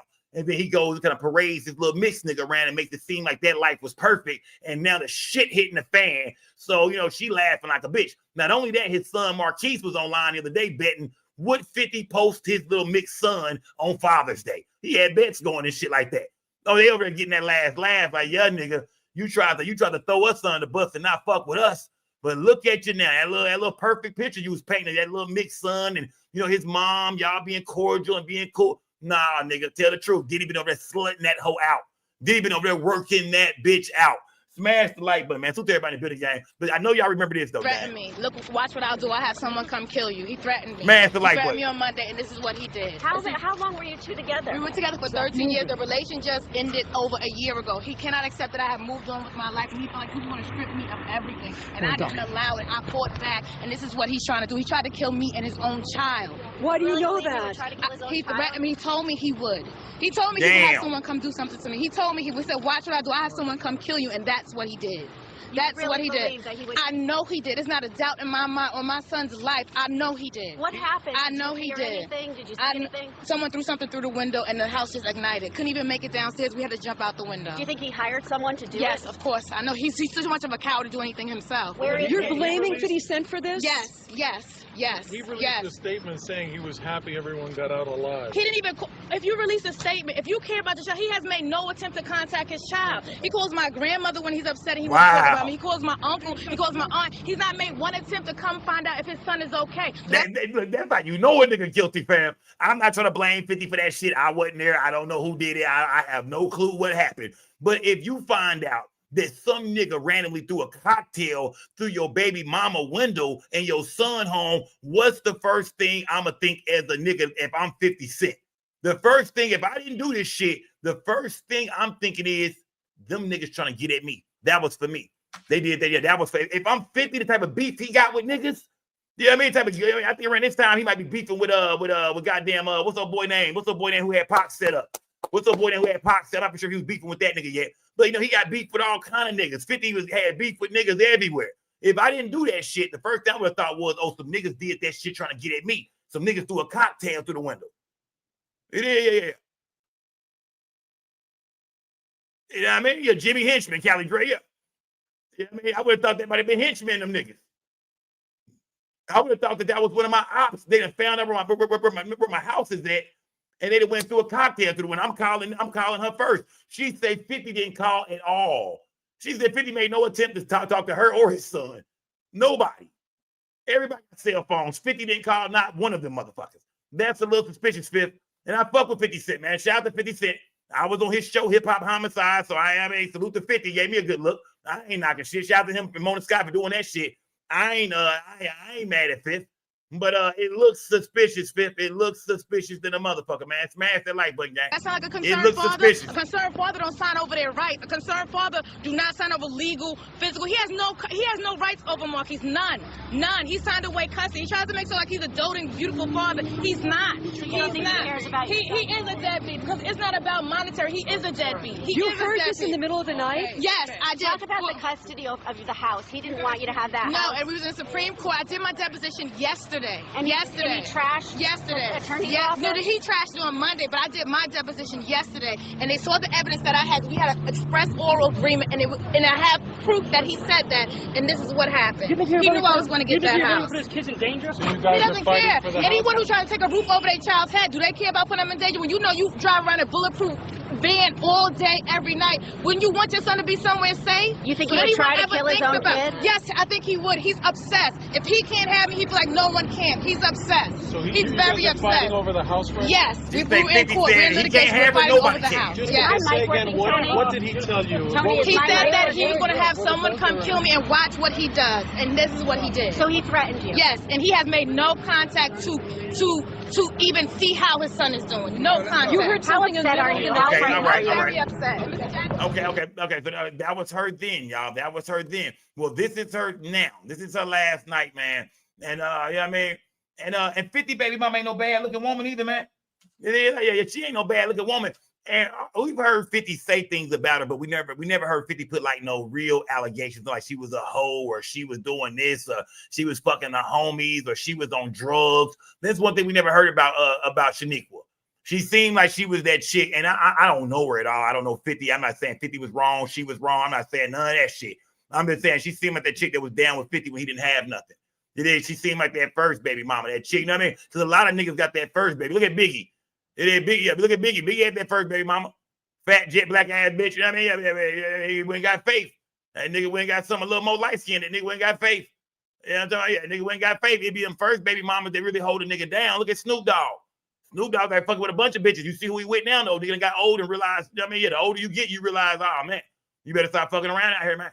Yeah, Snoop Dogg realized, man, the one that was down for me when I was broke, didn't have shit, fucked up. That's the one I need to be with for real. She loved me. Yeah, them hoes getting Snoop caught up left and right, nigga. It was filming Snoop on FaceTime. Snoop nickname stayed the headline behind groupie bitch getting him caught up. So it seemed like this was that chick that was with him from the, you know what I mean, that one that really was trying to hold him down, where it wasn't no money involved. She wasn't no online chick. It wasn't none of that kind of shit. Yeah, none of that kind of shit. But let's see some of the shit she talking about, man, because she got a long interview. But I'm gonna skip around and see some of the things she talking about. Let me see. Yeah, man, we have one son together. I have an eldest child. Yeah, remember she had a daughter when she met 50.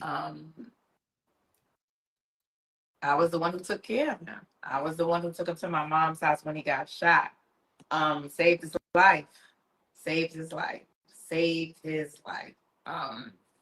I was the one before he got shot and he signed with J&J Records. I was the one who was taking care of him financially, was working 18 hours a day on a toll bridge, Whitestone Expressway. Man, the light button gang. Paying for DATs, reels, studio time, jewelry, tattoos, companies. Rotten Apple Records, his first company. Yeah, like I was that person. So it wasn't me getting with 50 when he was who he is now. It was I was there with him from the beginning. I am G Unit. I am G Unit. Do that sound about right? Do that sound about right? And she said she is you. And she said, I mean, I don't know if what she said is true or not, gang. I mean, but she's saying she was that woman that was in that nigga Conan when he didn't have shit. She was paying for everything, working on the toll bridge, 18 hours a day. She was paying for jewelry, tattoos, helped him with his first company. She was buying studio time. She said she was G Unit, nigga. She said, I'm the one who put G Unit together, nigga. I am G Unit. Do y'all believe her or not, gang? Because I'm not saying everything she's saying is true. But we know this is the perfect time for her to come out when we see what's going on with Daphne, 50 other baby moms. Now it's time for Shanika Tompkins to finally come out and say, we didn't heard her talk plenty of times before, but now she's ready to speak on some of the shit going on now with his other baby mama. Smash that motherfucking like button and light some gas up, gang. So when he got shot, he never wanted to place me along in with his lies and his wanted to create his own narrative. But Marquise and I were there when he got shot. It was me, him, Marquise, his grandmother was in the yard, 50, and JU, and JU had his girlfriend in the car.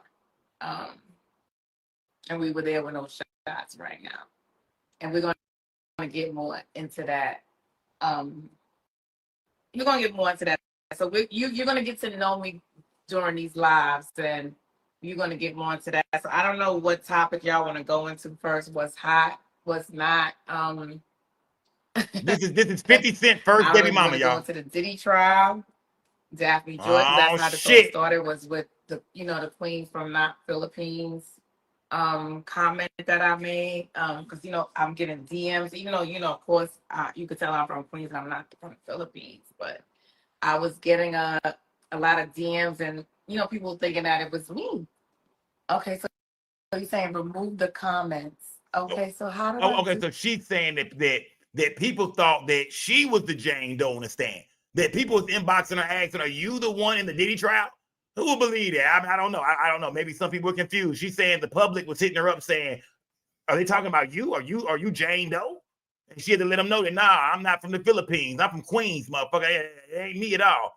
I don't, when she put the statement out saying, nah, I ain't never sold no pussy. Smash that like button, man. Do that. Let me see. Yeah, 50 Cent baby mama couldn't wait for this motherfucking day, gang. She couldn't wait for this shit. I don't know how to do that. Wait, hold on. To her character. I forgot where I was at. So yeah, so that's how it came about. The Queen from Philippines comment. We all know the Diddy trial is going on, and we all know my son's father is not happy with it. Like, he's not happy. But what Daphne is doing is indicative to her character. It was so it's been rumored and known for years that she has been a pole girl from Vegas. Like that's known. That's known. She just said, man, 50 knew he was over there trying to turn a hoe into a housewife, or he knew he got a hoe pregnant. She said she's been known to be an escort, a call girl from Vegas. Everybody knew that. It wasn't nothing new. 50 over in the playing in the sand with her on the beach and shit, tongue kissing, making love and shit. Got a baby together. She said, nah, man, this was a pro hoe. 50 knew this bitch was a hoe. It wasn't nothing new, man. He just got real serious with a hoe. Smashed that like button. And he knew that when he beat her up in California, which he seems like that's just so very how he beat her up. It was a domestic violence case in California. The California Clerk's office tried to contact me. Hey, y'all, tried to contact me to testify in that case. They contacted my child support attorneys for me to question me and to testify in Daphne Joy's domestic violence case, which I declined. Which I declined. Okay, so that's some real shit right there. Like I said, I'm not saying everything that his baby mama saying is true or not. I know how people can be when it's revenge time, when it's time to get online and pop your shit. You think you got a victory. His other baby mama looking like shit right now, looking like a cum dumpster. I get it. So I'm not gonna go with everything she's saying for sure. I don't know. I have no idea. But she's saying that 50 Cent had a domestic violence case against Daphne, and the prosecution contacted, you know what I mean, or Daphne attorney. Somebody hit up her child support attorney and tried to get her to come testify in this case against 50, because I'm guessing they want to hear her stories about that 50 put his hands on her, which we've seen her online say that he had before. We've seen Daphne say 50 done sexually assaulted her and beat her. And we've seen this woman say that he put hands on her as well. So I'm guessing that's why they reached out to her. But she said she declined. And you know why she declined? Because she was probably like, nah, bitch, I ain't coming to help you now.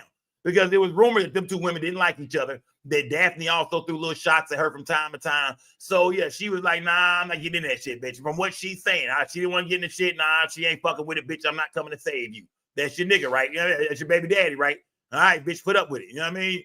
That nigga did me the same way as she said. Which I declined. What made you decline?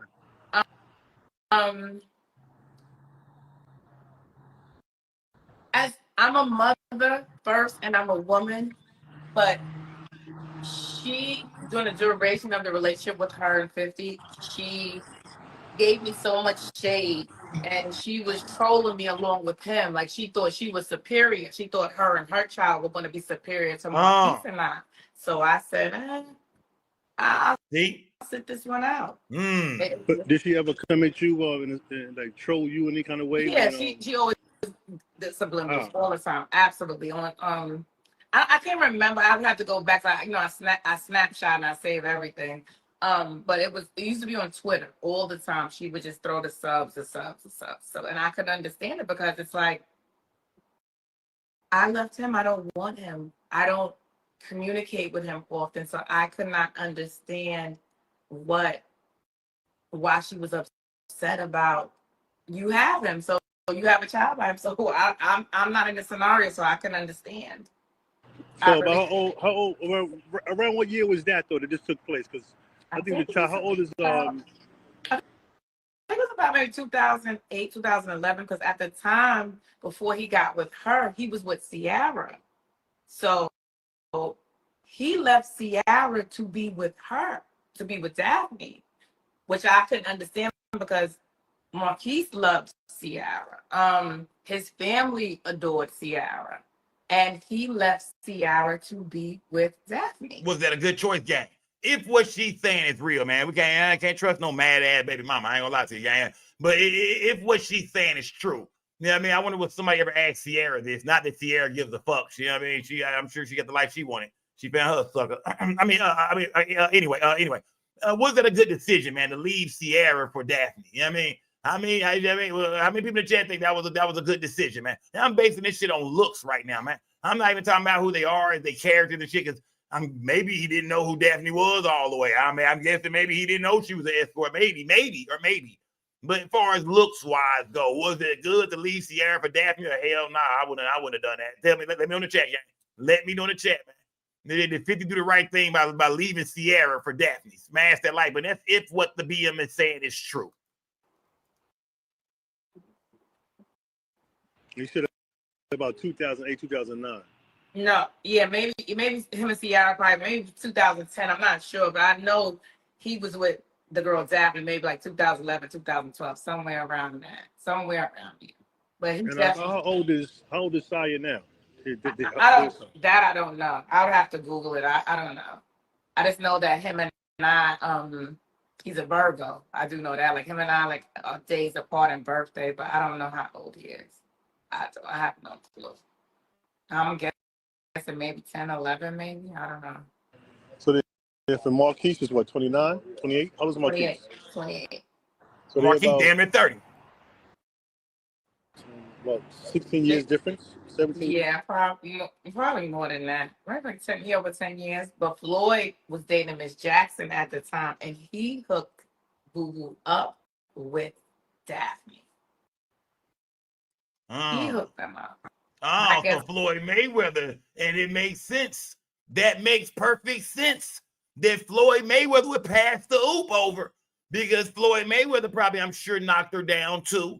But Floyd was in Vegas. We know Floyd was the king of Las Vegas. We know that she said that everybody knew Daphne was an escort or a call girl where in Las Vegas, maybe a dancer in Vegas. So it makes sense that in Vegas, Floyd Mayweather was the one to pass the ball off. You feel me? Say, man, I got a little bitch for you, fam. Who is you, nigga? Don't pull up to the pad tonight, nigga. Pull up tonight, nigga. I got something for you, nigga. But maybe Mayweather was like, this is just one you supposed to hit, my nigga. You know, I don't know if Mayweather kept it real with him. Hey, fam, I done knocked it down. See, niggas won't be honest. Maybe tell your partner, hey, fam, I already smashed her. You know what I mean? She asked me about you the other day. So, you know what I mean? She seen we were, hey, nigga, I got something else over here. You know what I mean? So, you know what I mean? She talking about coming over, my nigga. Pull up. Yeah, you gotta always keep it P with your partner, fam. I done bust that down already, my nigga. I mean, that's if Floyd Mayweather fuck. That's if Floyd fuck. But it seemed like Daphne type of chick when she get around men with money. Yeah, I mean, niggas with money. She down to get funny. She down to, you know what I mean?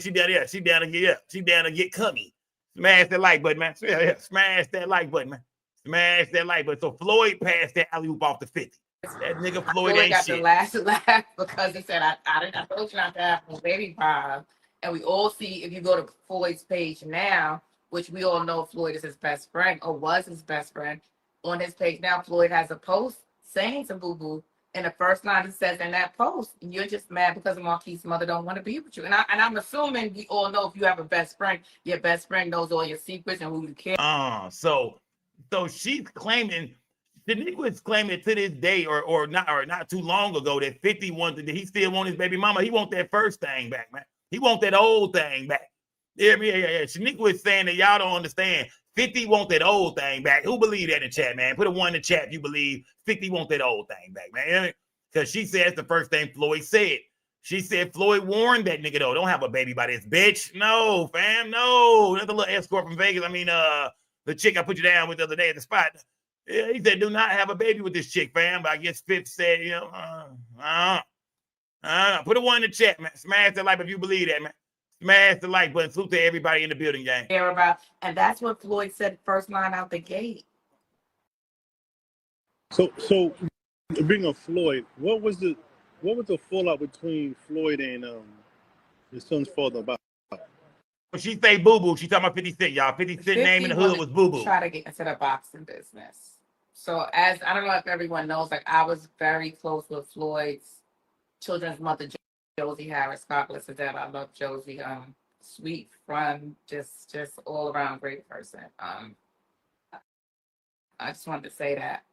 Floyd, I mean, Boo Boo wanted to get into the boxing business.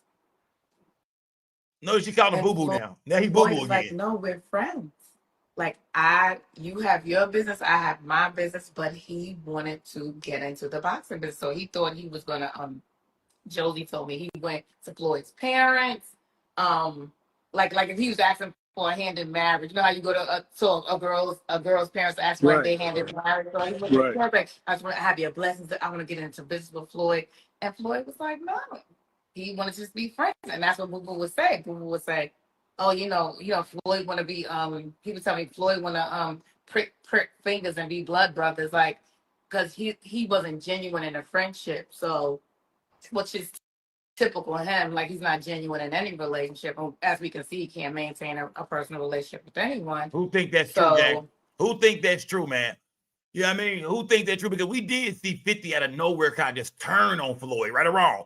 Yeah, I mean, far as like in the public eye, I don't know what they were saying to each other behind the scene, but we know for a fact at one point in time, 50 and Mayweather was like best friends. Even when 50 was going at Ross, we remember 50 going to get Ross' baby mama and take her to shopping and take her to where the Floyd Mayweather house. Took Ross' kids and everything to Floyd Mayweather crib. Floyd was on the bullshit right along with Fifth. Yeah, who remember when 50 Cent and Floyd Mayweather was running around they bullshit together, counting all that motherfucking money up, counting all that goddamn paper. Get ahead. She's saying that 50 Cent wasn't no real friend to Mayweather at all, man. He didn't really fuck with that nigga like that. He wanted to be in the boxing business. He even went as far as going to Mayweather parents and saying, hey, man, I want to have y'all blessed, and like really trying to game everybody up about Floyd helping him, you know, be big in the boxing world, becoming a boxing promoter, getting his own boxing company, like kind of like Mayweather. What's this shit called? I forgot what this shit called. Mayweather Promotions, yeah. He wanted his own Mayweather Promotion, you know, 50 promotions, I'm guessing. She's saying that the reason they fell out because Floyd was like, nah, let's just be friends. I don't want to be on no business shit with you. This is what I do. You do what you do. I'm good, fam. And that's why out of nowhere, 50 started coming out just really going at Floyd, just going at Floyd, going at Floyd. Who believes her, man? I'm not saying nothing she's saying is real or true, but these are the, I mean, she's saying some things that you look back on and be like, I wonder. Okay, that might add up. That might not. I don't know, but it's right in the park. It's right in the park. Who thinks that 50 started hating on Mayweather because Mayweather wouldn't put him in the boxing business? He was upset by that, and that's how the beef started because Floyd wanted to keep it his friend, and his business separate. Totally understand, but now I see that you calling him Boo Boo. Some people don't know why you calling him Boo Boo, so you want to tell them why you calling him Boo Boo? It's not a pet name, so it's not a pet name. That was his name from around the area in Queens, and so it's not a pet name. So it's not like, oh my Boo Boo. No, that's what people called him, Boo or Boo Boo. You know, Boo from 134 and God Road. So it's a nickname. Also been around for a while. So let me ask you a question, because this is going to go really widespread at this point because of what happened last week. What made you want to do this now? Why now? Just tired of 50 controlling the narrative. Tired of him controlling the narrative for so many years and lying. Like, just it's nothing else. You know, it's three sides. But but the truth is, whatever the saying, how it goes, he's just a liar.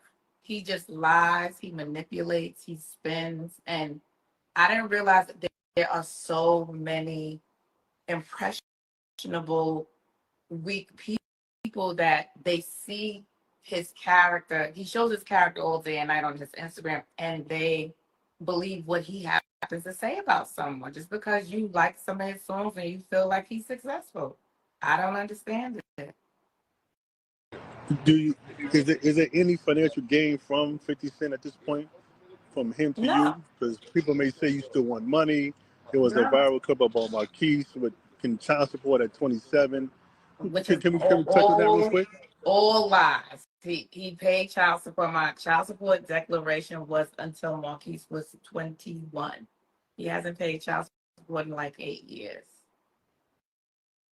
So the video with him saying about paying the money, what was it, a choke, no joke? I think something like that. The video, the guy that did the interview with Marquise, that was the old video, basically. Say that again. Could you repeat that, please? Let me skip around a little bit. I want to skip around a little bit. Let me see. Got a little background. But average child support goes. The home burning, we'll get to that in a second. Why didn't you want to be with him? Just at this point, he's a famous rapper. Gino just clicking. Let's go. Smash the like button. Light the gas up. Put some color in my chat. Section in a sense because he's in great shape. Why wouldn't you want to be with someone at that point in his career? Because he was abusive. Well, he still is abusive. I'm just not in his presence, but he's abusive.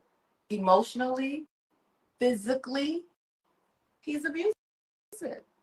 And the last straw for me was he hit me in front of my daughter.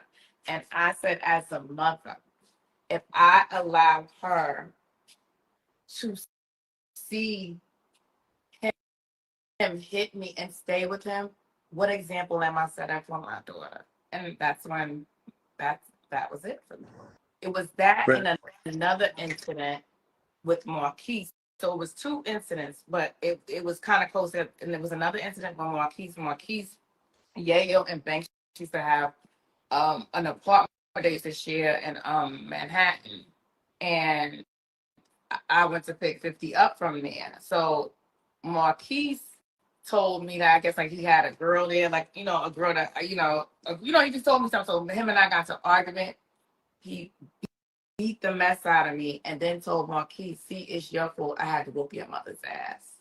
So those were 2 incidents for me. Oh shit. I don't know. Hey. That I said no. She said, I see why he don't fuck with Marquise, man. You little hating ass motherfucker, Marquise. You little hating bastard. That nigga you little hating motherfucker, man. I don't believe Marquise, man. He said that nigga Marquise's son, yeah. Yeah, man, his son was over. No, they say he had got a crib for Yayo and Banks, and him and his son would be over there. I guess they would have girls coming over there. And Marquise went back and told his mama, Daddy had some bitches over there. Yeah, it was 2 white hoes, 2 white bitches, a Mexican bitch in there. It was 2 white hoes and a Mexican bitch in the room with Daddy. You know what I mean? That nigga went over and told, nigga, I see it all, mama. He was over there with a white bitch. He went and told it all, man. I see why 50 don't fuck with this little hating ass Mark. Yeah, little hating ass nigga. But I mean, at the end of the day, man, I mean, I don't know, man. I don't know. I didn't grow up with a father and shit like that. So I don't know how I would feel if I see my dad cheating on my mom. That might hurt you as a kid. If what she's saying is true. If what she's saying is true, then maybe as a young nigga that might hurt you. But do you go back and tell? I think we all better. I think we know better than go tell. Hell no, nigga. Hell, I think we know better than go tell. Fuck no, that's most definitely an ass whooping, nigga. You for sure getting your ass whooped. He say, but instead of she's saying that 50 beat the shit out of her and then told Marquise, you the reason your mama just got her motherfucking ass whooped, nigga. You did. Loose lips sink ships, little nigga. Loose lips sink ships. I just whooped your mama ass on behalf of what you told her, little bitch ass nigga. And you want punishment, nigga. Give me that PlayStation in that goddamn room, fam. Wrap that shit up, nigga. I want the cords and everything, nigga. She said that was one of the final straws. Smash that motherfucking like button, man. Do y'all believe what she's saying right now, gang? Do y'all believe her, man? Oh, it's time to go. So the abuse was there. Okay. About what year was that? You remember? I left him in about maybe 2007, 2008, around that year, around the time. So basically, it was from you to Sierra, then to the most recent. You know, he definitely had different holes in different areas. About Vivica Fox now. He's with him, he had a different woman with him, but you know, like that's not none of my business. But Sierra. So I wonder was Vivica Fox ever real? Because him and Vivica Fox was dating like in 2003 or 4 or something like that, right? Like right when he came out. Remember, I thought 50 was hitting Vivica early in the game, like 2003, 2004 type shit. Yeah, where did Vivica Fox come in all this shit, man? Yeah, maybe a little crew over there. Like the his main girlfriend at the time, which Marquise like really, really liked him. Like he always had. And by the way, it's so crazy. Marquise always expressed how much he liked Sierra. But when he met Daphne, I never forget, we were visiting New York, and his dad and Daphne was staying at his grandparents' house, and I was staying at my grandmother's house. So, you know, he took Marquise over to his grandparents' house, you know, whatever, a little visit or whatever. And Marquise came back and he looked at me and he said, "Mommy, she's not for my father." And I said, "Well, why don't you tell you that? Tell him that he's not." She's like, "She's just." I said, "Well, what is she nice to you or did she disrespect me?" He's like, "She didn't do anything to me." She said, "She's just not for my father." And that's what's so crazy. Like he didn't like her from the jump, but like I said, adored Sierra, but didn't like her. I don't want to say he didn't like her. He just said that whatever he said, I don't know if it was like a discernment. He just said. So they saying Marquise went around that gold digging bitch Daphne and said, "Man," told his mama, "I don't fuck with her, man. There's something about this girl I don't like, man." You know what I mean? He can smell the money and the pussy on the bitch. Like there's something about this bitch I don't like, man. What his mama is saying. Marquise came back and told her, like what mama's saying. Now, I'm not saying everything she's saying is true, but this is what 50 Cent first baby mama Shaniqua Tompkins is saying. He just wasn't.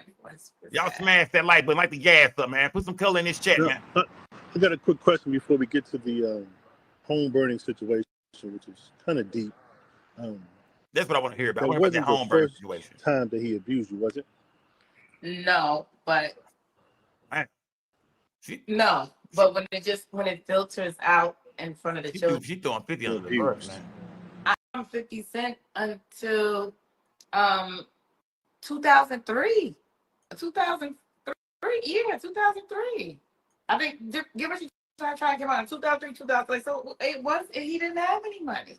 He wasn't this big drug dealer that he tries to claim to be. First of all, he never was a big drug dealer. He was always a corner boy. Oh, shit. That straight. Like anybody from Jamaica, Queens, Southside Jamaica, Queens, Boo Boo was known for his hands, and he was a corner boy. He may have like little Yales and that under him, but he was always a corner boy. He was no big time drug dealer. And so she's staying in the movie Get Rich or Die Trying when we see 50 pulling up in the brand new Lexus and shit, Joe, the brand new Benz, you know, jumping out with the knots on them, really doing it big, the foreign whips and shit. She's saying that's not true. She's saying, nigga, that was never true. 50 was known, Boo Boo was known for having them hands. We heard 50 was known for, you know, he did a little golden glove, a little boxing or some shit like that. 50 was known for whooping, knocking niggas the fuck out on the block. He said 50 would knock you out, wake you up, knock you out again. But she said he was a corner boy, man. 50 used to work for niggas and shit. Nigga never came home with no real money. I was working 18 hours a day on that goddamn toll bridge. I was bringing home the big bread. I don't know if that's real or not, gang. She said 50 was not getting no real paper in the streets at all. She said all that shit we hear about is all made up. He wasn't bad. Not discredit him, but like I said, he was known for fighting. He was good with his hands, but he was never no big time. He had a nice, when I got with him, he had a Land Cruiser, then he got the big Benz, and I guess maybe that gave the facade that he was this big time guy. Everybody from the neighborhood used to look like, you talking to him like he wasn't that guy. Oh, wow. Now she's okay. Nah, you're not finna play my nigga Fifth like that, man. You're not finna play Fifth like that, man. Yeah, you ain't finna do Curtis like that, man. You said he pulled up in the big boy Benz, right? He got it off the streets, right? Yeah, I don't give a fuck how he got it. He got it out the streets, right? He didn't have no job. He got that big boy Benz. She said people used to look at her and be like, why you fucking with this nigga, man? Boo Boo? The fool?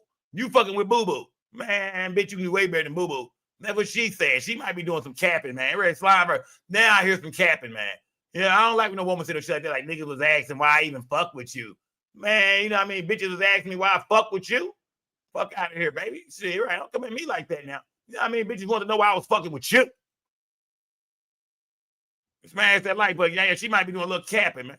She might be doing a little cap when she say people was asking the question. But don't forget though, she say he pulled up in the big boy Benz though. That's all I really heard. Smash the like But button. he was not. Right. So some of the things that the chat wants to know is how many times did he get shot? Some say 5, 9, 10, 11. Who knows? Do you know how they asked you what it was? How many times he got shot? Absolutely, I know because I was there.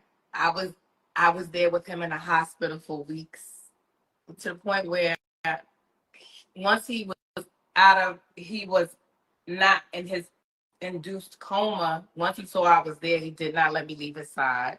But he was shot 5 times. 5. Okay, she said 5 times. My bad, not 3. She said 5. Once in the jaw, the arm, the hip, and everything else was like little flesh wound, but 5 times. It was not 9. He said he came up with 5. His reasoning to me why he said he came up with 5 was because Tupac got shot 5 times. He said Tupac got shot 5 times, so he wanted to sensationalize it because he didn't want to be compared to Tupac. He wanted to make it bigger than what Tupac was. That's what. But he got shot 5 times. That's a fact. Okay, all right. Do y'all believe her, gang? I mean, 5 shots is still a lot of shots, though. I ain't gonna play 5 shots, nigga. You hear me? Yeah. I'm not gonna play 5 shots like that. I have to walk in the motherfucking park, my nigga. But she's saying she was with 50. She was by his bedside the whole time, and she said that 50 got shot 5 times, not 9. You did?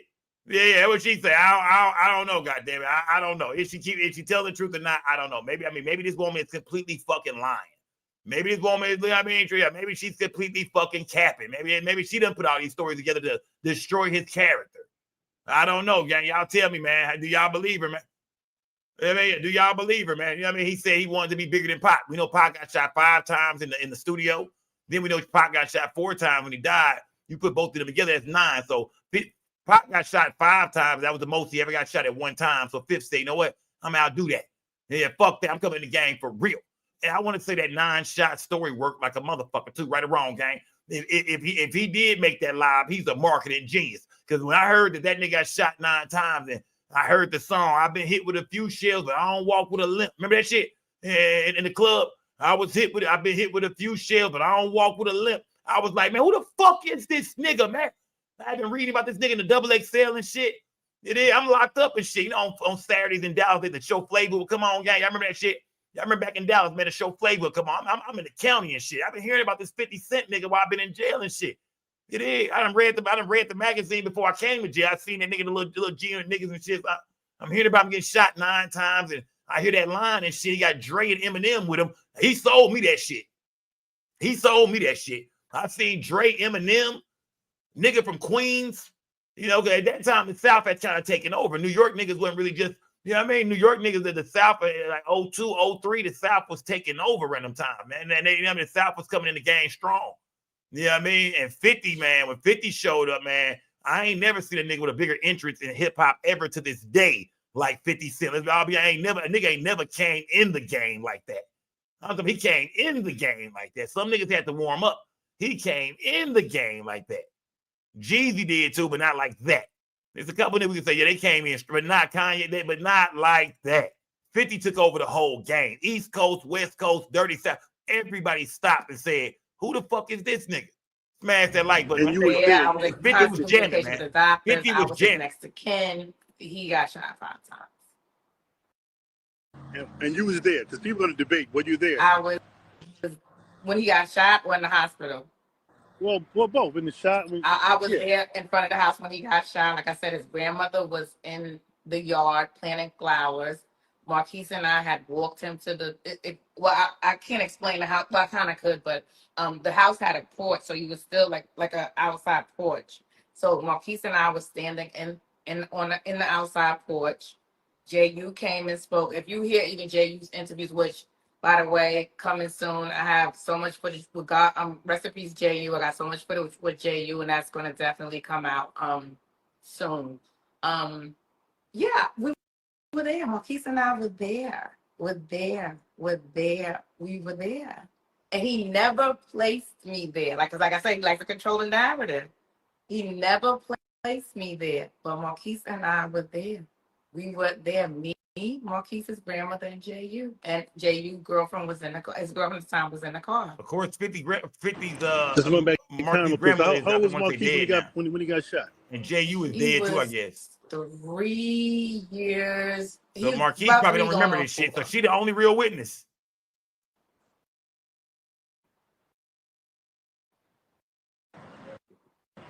And let's get to the house burning now, because there's a lot of speculation. That's what I want to hear about. Smash that like button, gang. Light the gas up. Put some color in my chat, gang. Turn me up. I think he wants to. One of the. Well, let me ask you this way: what makes you say he did it, though? We got into a fight that Monday at my lawyer's office. I have a police report. He threatened me. He tried to hit me, but I ran. He threatened me. He said he was going to have someone come do something. He said, and watch how I get down. He said it. And that Friday, I do believe that was Monday. That Friday, I had to do my deposition. I was taking my piece to school. A Magnum car was following me. I don't know if you remember the Dodge Magnum, and everybody knew back then all of G-Unit members rode Dodge Magnums. Was following me to Marquise at school. I ditched the car, drove to Queens and drove to my grandma's house. Mia was already in school. I get to the courthouse. I do my deposition. I come back outside. It was a guy following me, trying to intimidate me to the point where my lawyer was so worried that she would just please be careful. So he was trying to kick me out the house, and he couldn't get me out the house. And that's another thing where he says, like, oh, he went to Suffolk County. They gave me an eviction, but I took it to the Supreme Court, and the Supreme Court allowed me to stay. So he couldn't get me out the house at the time. And then his lawyer, and I have in my deposition papers, which once I start doing my YouTube channel, I could be able to side by side and bring up stuff. Oh shit! His lawyer actually. Oh shit! She finna be a motherfucking YouTuber. Right, here we go. She finna be a motherfucking baby. If you're gonna be a YouTuber, you shouldn't be doing this interview right now, baby. Save this content for your own goddamn channel. She don't know. She already don't know the game. See, you already fucking up, baby. And she done told a lot of these stories over and over again. I get it. But yeah, now she say she finna be a motherfucking YouTuber. Oh shit! God damn it! Everybody trying to be a fucking YouTuber, man. This motherfucker getting crowded, man. Salute to the chat, man. Salute to everybody that fuck with me, man. Salute to my chat, because this motherfucking YouTube started to get crowded, man. Everybody, their mama, when she said her YouTube channel is on the goddamn way, man. Y'all, is she doing all this capping for her channel? Is she finna start making up shit? And you know what I mean? Y'all feel like, man, this woman clout chasing, man. She is using fifth name for some bullshit game right now, man. If she's on some bullshit, she ain't no different from the rest of these bitches. Smash that like button. I mean, these women in the game who, you know what I mean? Yeah, you know what I mean. Who believe that in the chat? Who believes, nah, Sco, this is a real woman right here. She held this nigga down, man. 50 wanted her, couldn't have her, so he tried to destroy her life because he could not control her life. He did her and his son wrong, man. How many people feel that way, man? Smash that like button, man. Where was my evidence? Smash that like button. And that was the first part of the house to burn down. I don't think that was a coincidence. Right. Who's on the house at the time when it got set on fire? It was.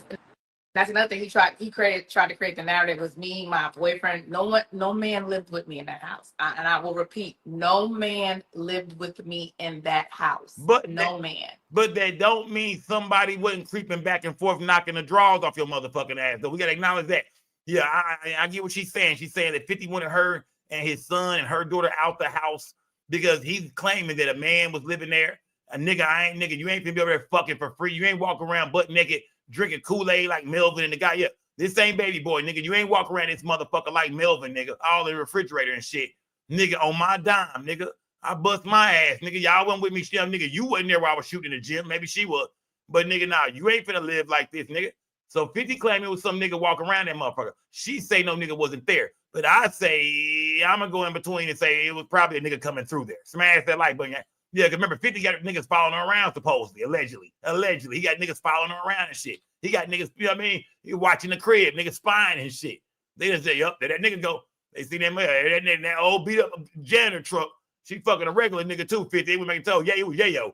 Yeah, we'll make it told fifth. She fucking a regular ass nigga too, fam. Nigga pulled up in a janitor van, fam. And nigga jump out with a uniform on and shit, fam. Man, you gotta bro. Man. Your son.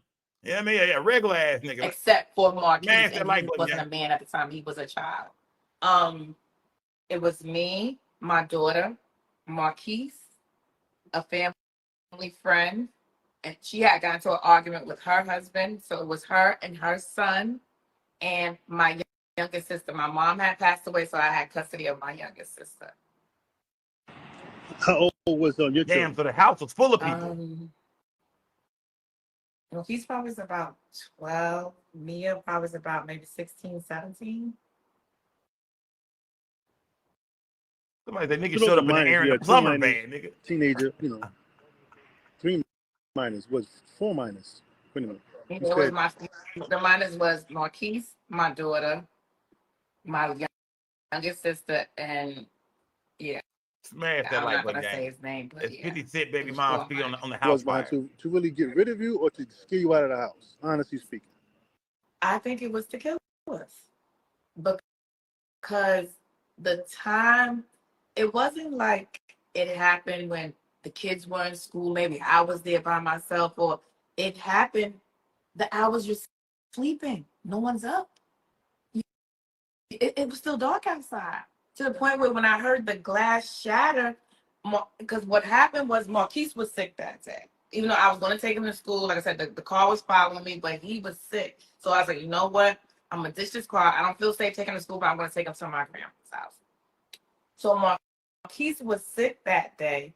I could not sleep. And that's why I said, I don't want to get all holy roll on everybody, but that's when I say, if you don't know God is real, I feel sorry for you. Because I could not sleep. At the time, I was sleeping downstairs in the guest room. Everyone else was upstairs. I waited. Like I said, a close family friend, her husband, and they got into an argument. So I waited for her, or I slept on the couch in the family room. I brought her in the house, set her upstairs, and I stayed in the guest room downstairs. I could not sleep. I kept waking up.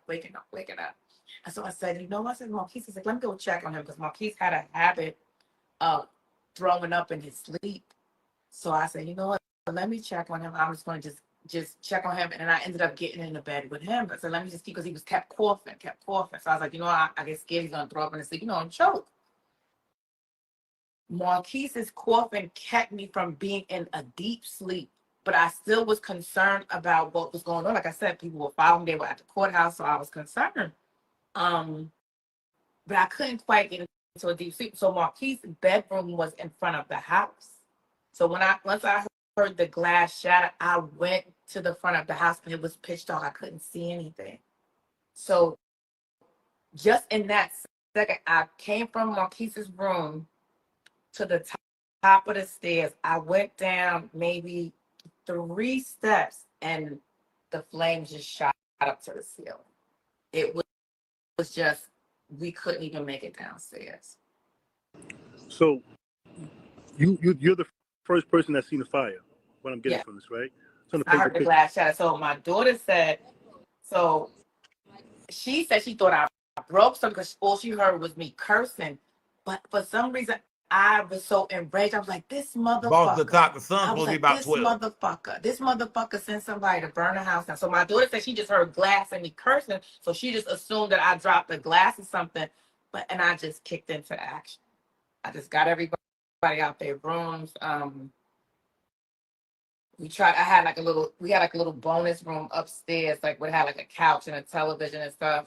We couldn't go that way, so then we go to my sister's bedroom. So my sister's bedroom had like a little awning, like with a backyard. Do y'all believe her, gang? Do y'all believe her? From the floor to the ceiling. Because I was like, he wanted to give Marquise his own phone so he could talk to his dad. We skip forward, we heard about the fire. We're coughing, so we all were coughing. So the paramedics told us that he did not know, because he wasn't keeping up with his visitation. And after the fire, I got a new number. He tried to get the express to my sister. If that were me, like if I would have put my hands on Mia, which is my daughter, he was like, your sister I would have been out of there. Like he's like, she wouldn't play all of that. So that's what he was expressing to my sister. And my sister said he then looked at her and said, but I love your sister more than I love dumb kids. And that's what he said to my sister.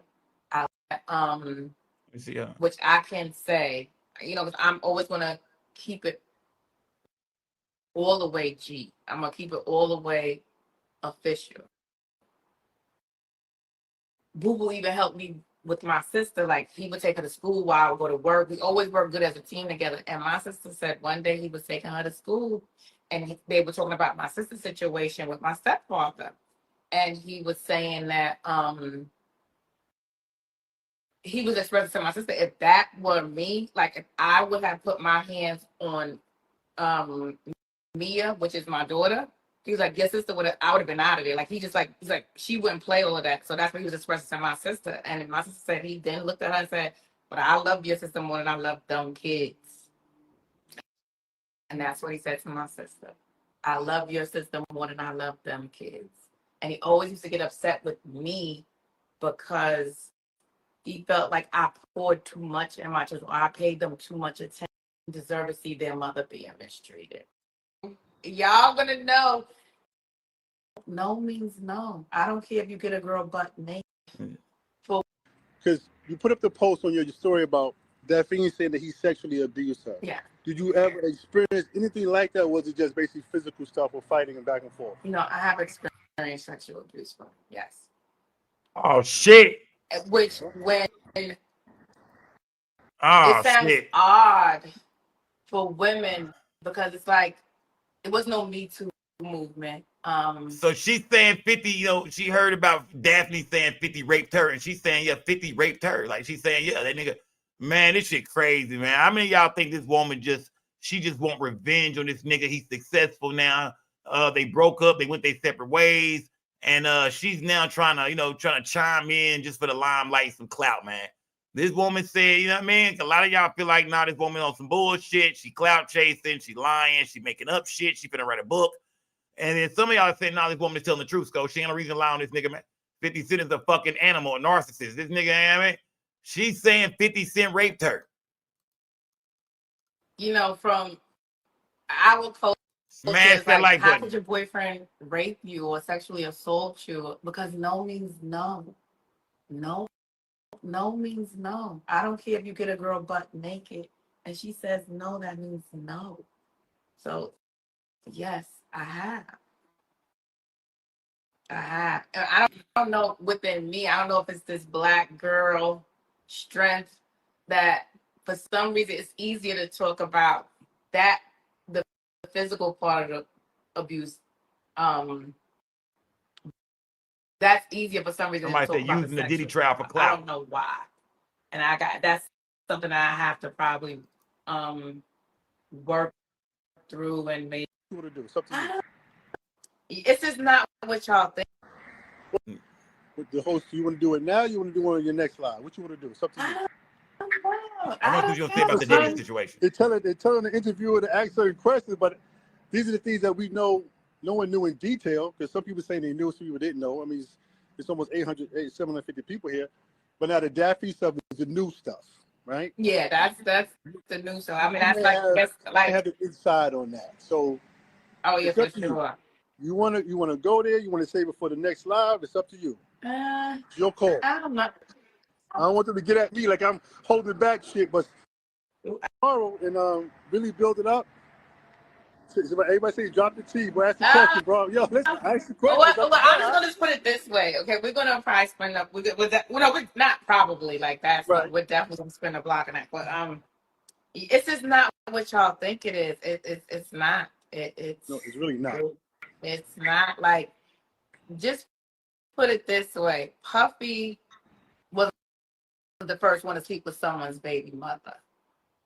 Okay, so she's saying we could leave it at that. She's saying Diddy wasn't the first one to sleep with somebody's baby mama. He wasn't the first to sleep with someone's baby mother. I mean, that's what you want to leave it as. Like I said, it's your choice. Guess we can leave it at that. Okay. So, from what I gathered, 50 Cent fucked Diddy baby mama back in the day, Misa. Yeah, I mean, he had a song he put out where he was saying, "Don't make me tell everybody what Misa told me." So we all know it's Misa. I think it's gonna be Justin Mom, I believe. So yeah, it sounds like 50 might have hit that nigga Diddy baby mama first, and Diddy got spun the block years later, snatched that little thing you had on up, and put her motherfucking ass to work. That's what it said. Nigga, why are these niggas in the industry? Why do they love fucking behind each other, gang? Talk to me about that real quick, man. Why do these niggas in the industry love fucking behind each other, man? Like, I don't mean like that on no Diddy show. No, yeah, I'm talking like fucking the same chick. Why do they love fucking? Yeah, that sounded horrible. Why do they love fucking the same chick, man? These niggas be what is that shit about for real, man? Niggas all run through this. All the famous niggas be fucking the same chicks.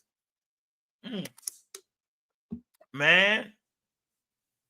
This shit is crazy, man. This shit is crazy, man. So yeah, man. So it sounds like Diddy and Puff don't like each other behind baby mamas, man. That's what this shit is about, man. This some baby mama drama shit, man. Yeah, I mean, it's some baby mamas, fellas. All them chicks you having babies with, man. Look around, look at them now. If your baby mama sitting beside you, look at her ass now. Shit might be good today, nigga, but tomorrow it might not be, man. You know what I mean? It seems like people that have kids together always turn out fucking hating each other, man. That's what this is all showing right now. It's all you niggas out there, it's all you old niggas still having kids and shit. Remember that shit, nigga. Y'all gonna hate each other motherfucking ass one day, fam. Even if it's not forever, it's always a period of time, man. It might not be in the beginning, might not be in the middle, might be at the end, might be in the middle. But boy, it seems like everybody that have kids with each other turn around and hate the shit out of each other. It never fails, fam. It never fails, man. So to any young niggas out there watching, man, just know, man, I'm not blaming it on the women. I'm not saying it's the women's fault. I'm just saying the way the situation worked out might be the nigga fight. Might be the nigga fault. He might be abusive, a narcissist, cheating, won't get no money, not handling business. It might be the dude fault. They hate each other. They broke up. Might be the woman fault. You know what I mean? Sometimes it's a combination of both. Y'all just don't fucking get along no more. This kid don't make it no fucking easier. Look at little Diddy Did and his girl, the Little Mermaid chick. What's her name? Halle Bailey or whatever.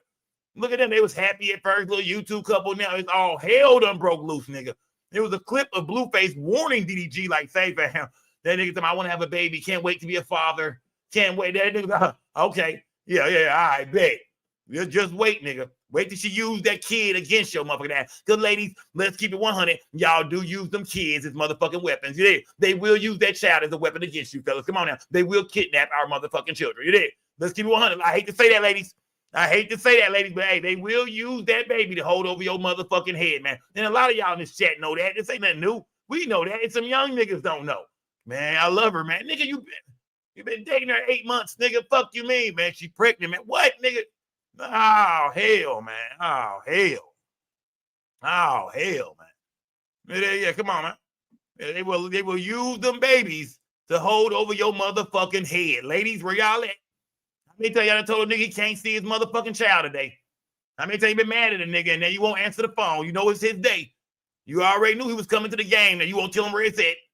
Yeah, I mean, come on, man. You know what I mean? You won't take the baby to him. You'll drop him off at your mama's house. Come on, gang. Come on. Stop the bullshit. Stop the bullshit, gang. You know what I mean? Stop the bullshit.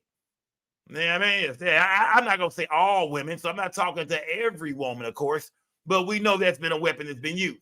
Now, I'm not trying to say that Shaniqua did it to 50. I'm not saying who right and who wrong in her and 50 situation. I wasn't there. I don't know that nigga and his girl, his baby mama, as their situation. I don't know who was right, who was wrong, but she tell a story of 50 Cent being just an evil ass nigga. He tell a story about, you know what I mean, kind of her and his son, you know what I'm saying, just having this built up hate against him. It never fails, gang. Never fails. I'm going to say, man, never motherfucking fails. Salute to everybody in the goddamn building, though, gang. Let me see what we got going on, man. Yeah. You know what I mean? Yeah. Ace said, Holly is so angelic and sweet. He's just so hard to believe. That's what they want you to believe, my nigga. That's what they want you to believe, man. Salute to you know what I mean? But salute to everybody that's with their kid's father. You know what I mean? And y'all kicking it. Y'all still good, man. Some people do last a little bit longer. Y'all might been together 10, 15 years, whatever. I mean, don't worry, nigga. The bullshit is on the way. Yeah. Don't even worry about it, fam. It'll be here soon. Yeah, it doesn't fail, man. It doesn't fail, man. But what did we learn tonight, man? Tyler Perry got 260 M's. You know what I mean? Somebody trying to take from him, man. White boy Derek Dixon says Tyler Perry was trying to smash him, man. That's hold on. Ain't no motherfucking way, gang. Lady Beast, where you at? Gay. Yeah, I mean, straight up, man. That nigga want 260 M's, man.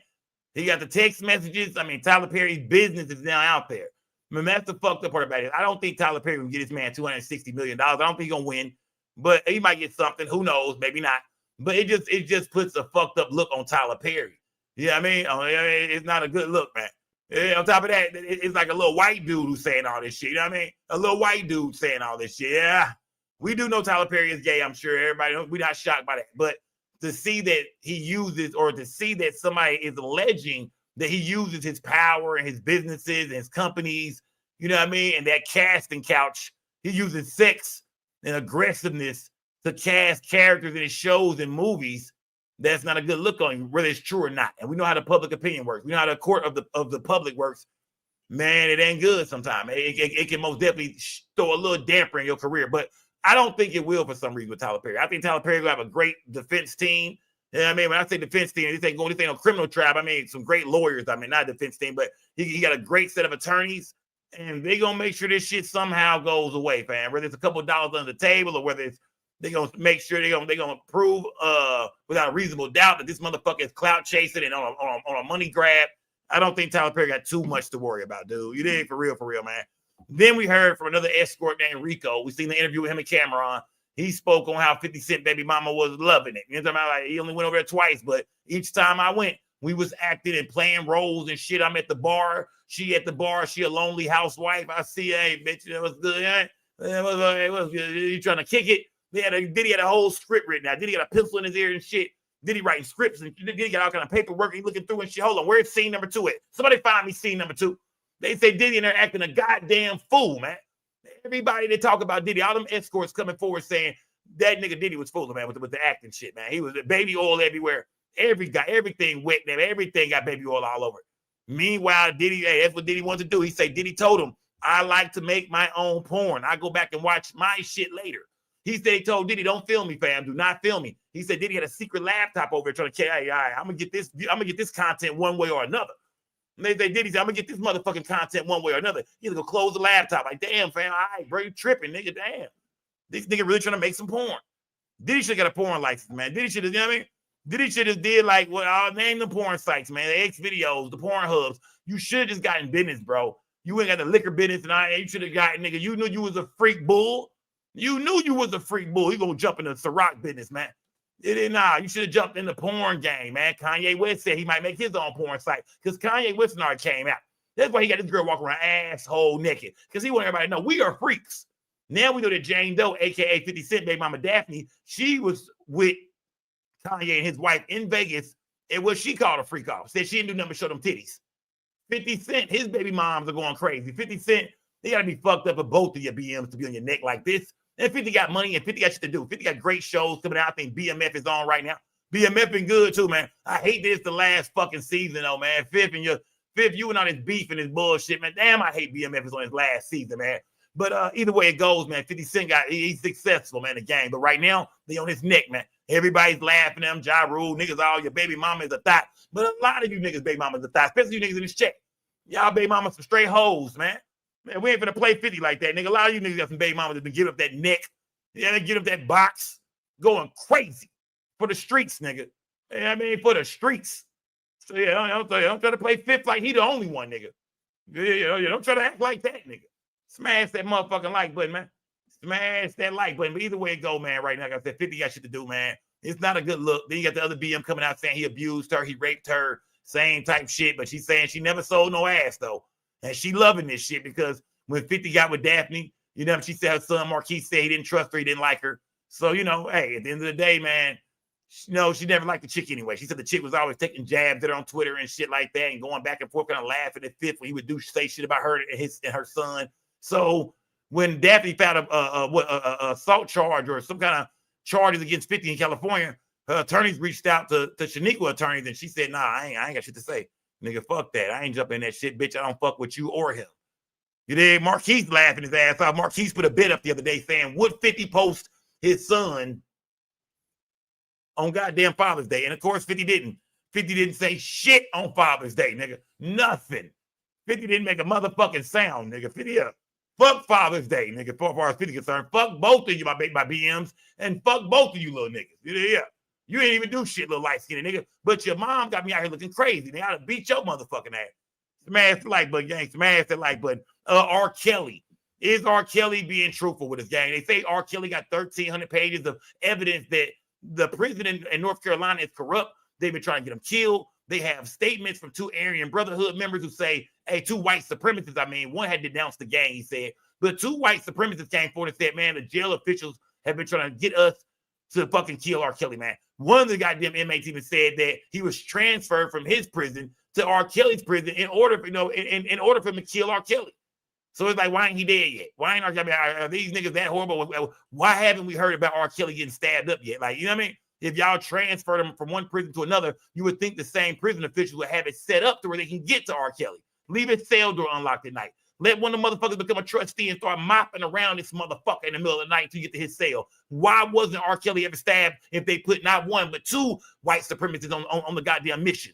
What's going on? Why? I mean, I never heard about R. Kelly getting his throat cut, stabbed up, nothing. I want to know if they on this mission to kill R. Kelly. Why has nothing happened to R. Kelly, man? Yeah. Why has nothing happened to R. Kelly? I'm asking y'all, why has nothing happened to R. Kelly yet? Now they're saying somebody gave him a bad dose of his medication. I don't know, gang. I don't know about this one, man. I don't know, man. I think R. Kelly won't out that motherfucker, man. I think R. Kelly won't out that motherfucker, man. And I'm not saying what he's doing is wrong. Fuck it, nigga. If I'm in prison, I got the kind of time R. Kelly got. I'm trying to get out that bitch too. But I think we gotta look into this a little bit more, gang. Now, like I said, 1,300 pages of shit. I mean, it must be some shit in that paperwork, man, that's really exposed in that prison, that jail, that prison. You know what I mean? If they trying to kill R. Kelly. But I just feel like, this is how I truly feel, gang. If that prison wanted him dead, they could get him killed. We talking about the prison officials. They run the fucking jail. They can get that man stabbed up whenever the fuck they want to. They can put the right guards on shift with the goddamn white supremacists. I'm just wondering why it never happened to him. And then right when he comes out with this information, on this evidence, literally a week later, 4 or 5 days later, because this happened on the 12th and the 13th. I think it happened the 12th, the night of the 12th, and he went to the hospital, the infirmary, wherever, on the 13th. So why literally days after R. Kelly lets all this information, him and his attorneys release all this information about what's going on with this prison, then they try to kill him now? I thought the mission was to kill his ass a long time ago. So now y'all getting serious now. When everybody's eyes is on y'all. Now everybody watching now like, man, they trying to kill Kills. And a couple of days later, then they finally go for it. It's a little weird to me, gang. It's a little weird to me, man. R. Kelly got attacked in 2020. Was he stabbed up? What did the attack look like, man? When R. Kelly got attacked in 2020, what did the attack look like? I go find this motherfucking attack, man. I mean, what did R. Kelly's first attack look like? I mean, let me see. R. Kelly attack. Let me see. Let's see. Does this shit really exist? Let me see. Oh,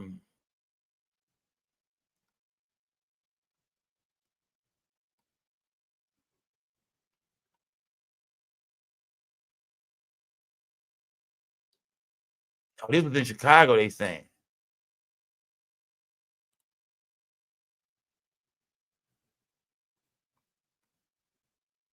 You see something real quick. Is this true? This was 4 years ago in a federal prison in Chicago, they saying.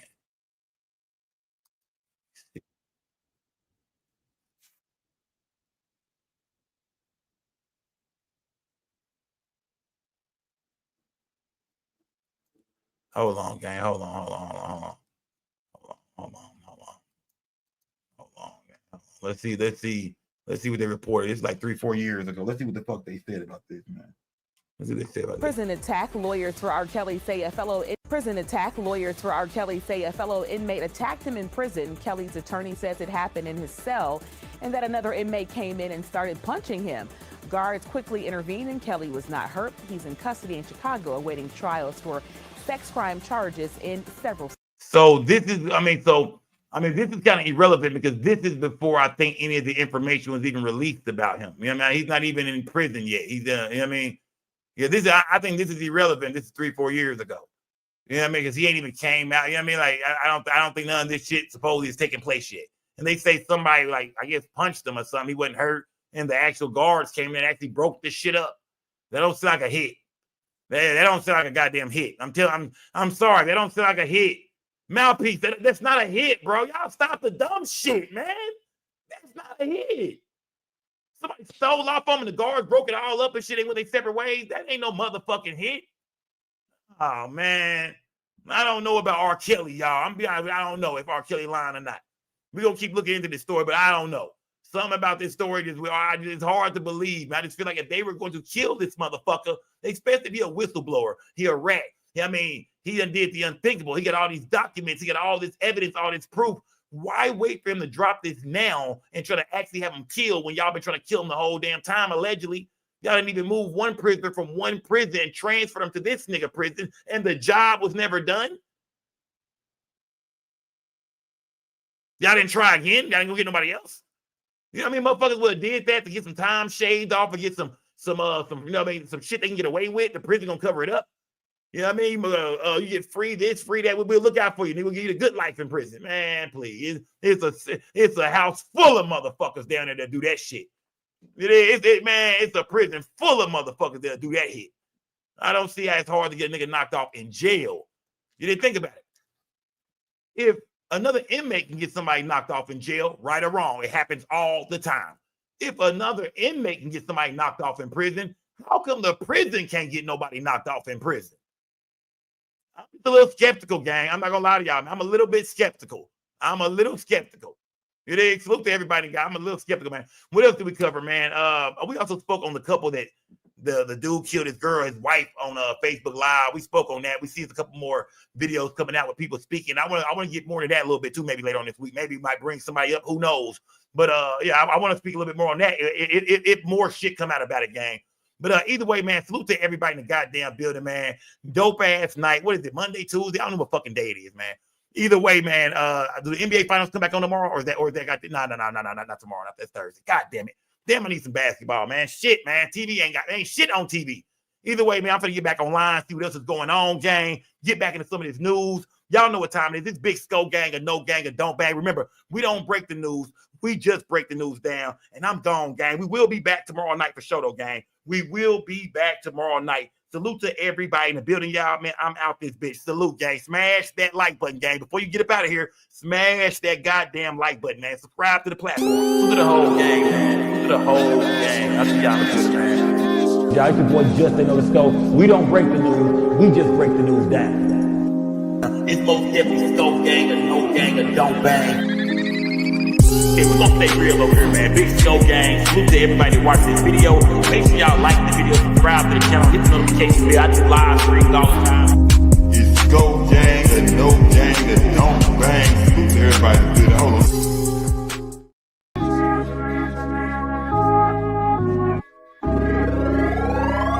Hey, I keep it G at all times. At all times, keep it G at all times. I ain't lying, keep it G, that's all I know. Hustling, flipping dope. Salute to a real G when you see us step in the toe. I keep it G at all times. She with me at all times. All this money in this bitch, oh, can't you see it's all mine? I ain't got no 9 to 5 when you with me, it's all crime. In Frisco bringing the bitches, what you see is all dime. In San Diego with 90 bricks, fly season all on my feet. Rest in peace, my nigga Guap, he used to put us on plenty links. Rest in peace, my nigga Drake, he used to tell us go spin this shit. Go to LA, get some bees, make a box and it's in this shit. I've been flipping with Stony C, us niggas is getting rich. I'm feeling like Jake Prince, pull up in this step on shit. Clover G's is the mob, them the ones that I'm stepping with. Lil Flip put me on, so he the one who I'm repping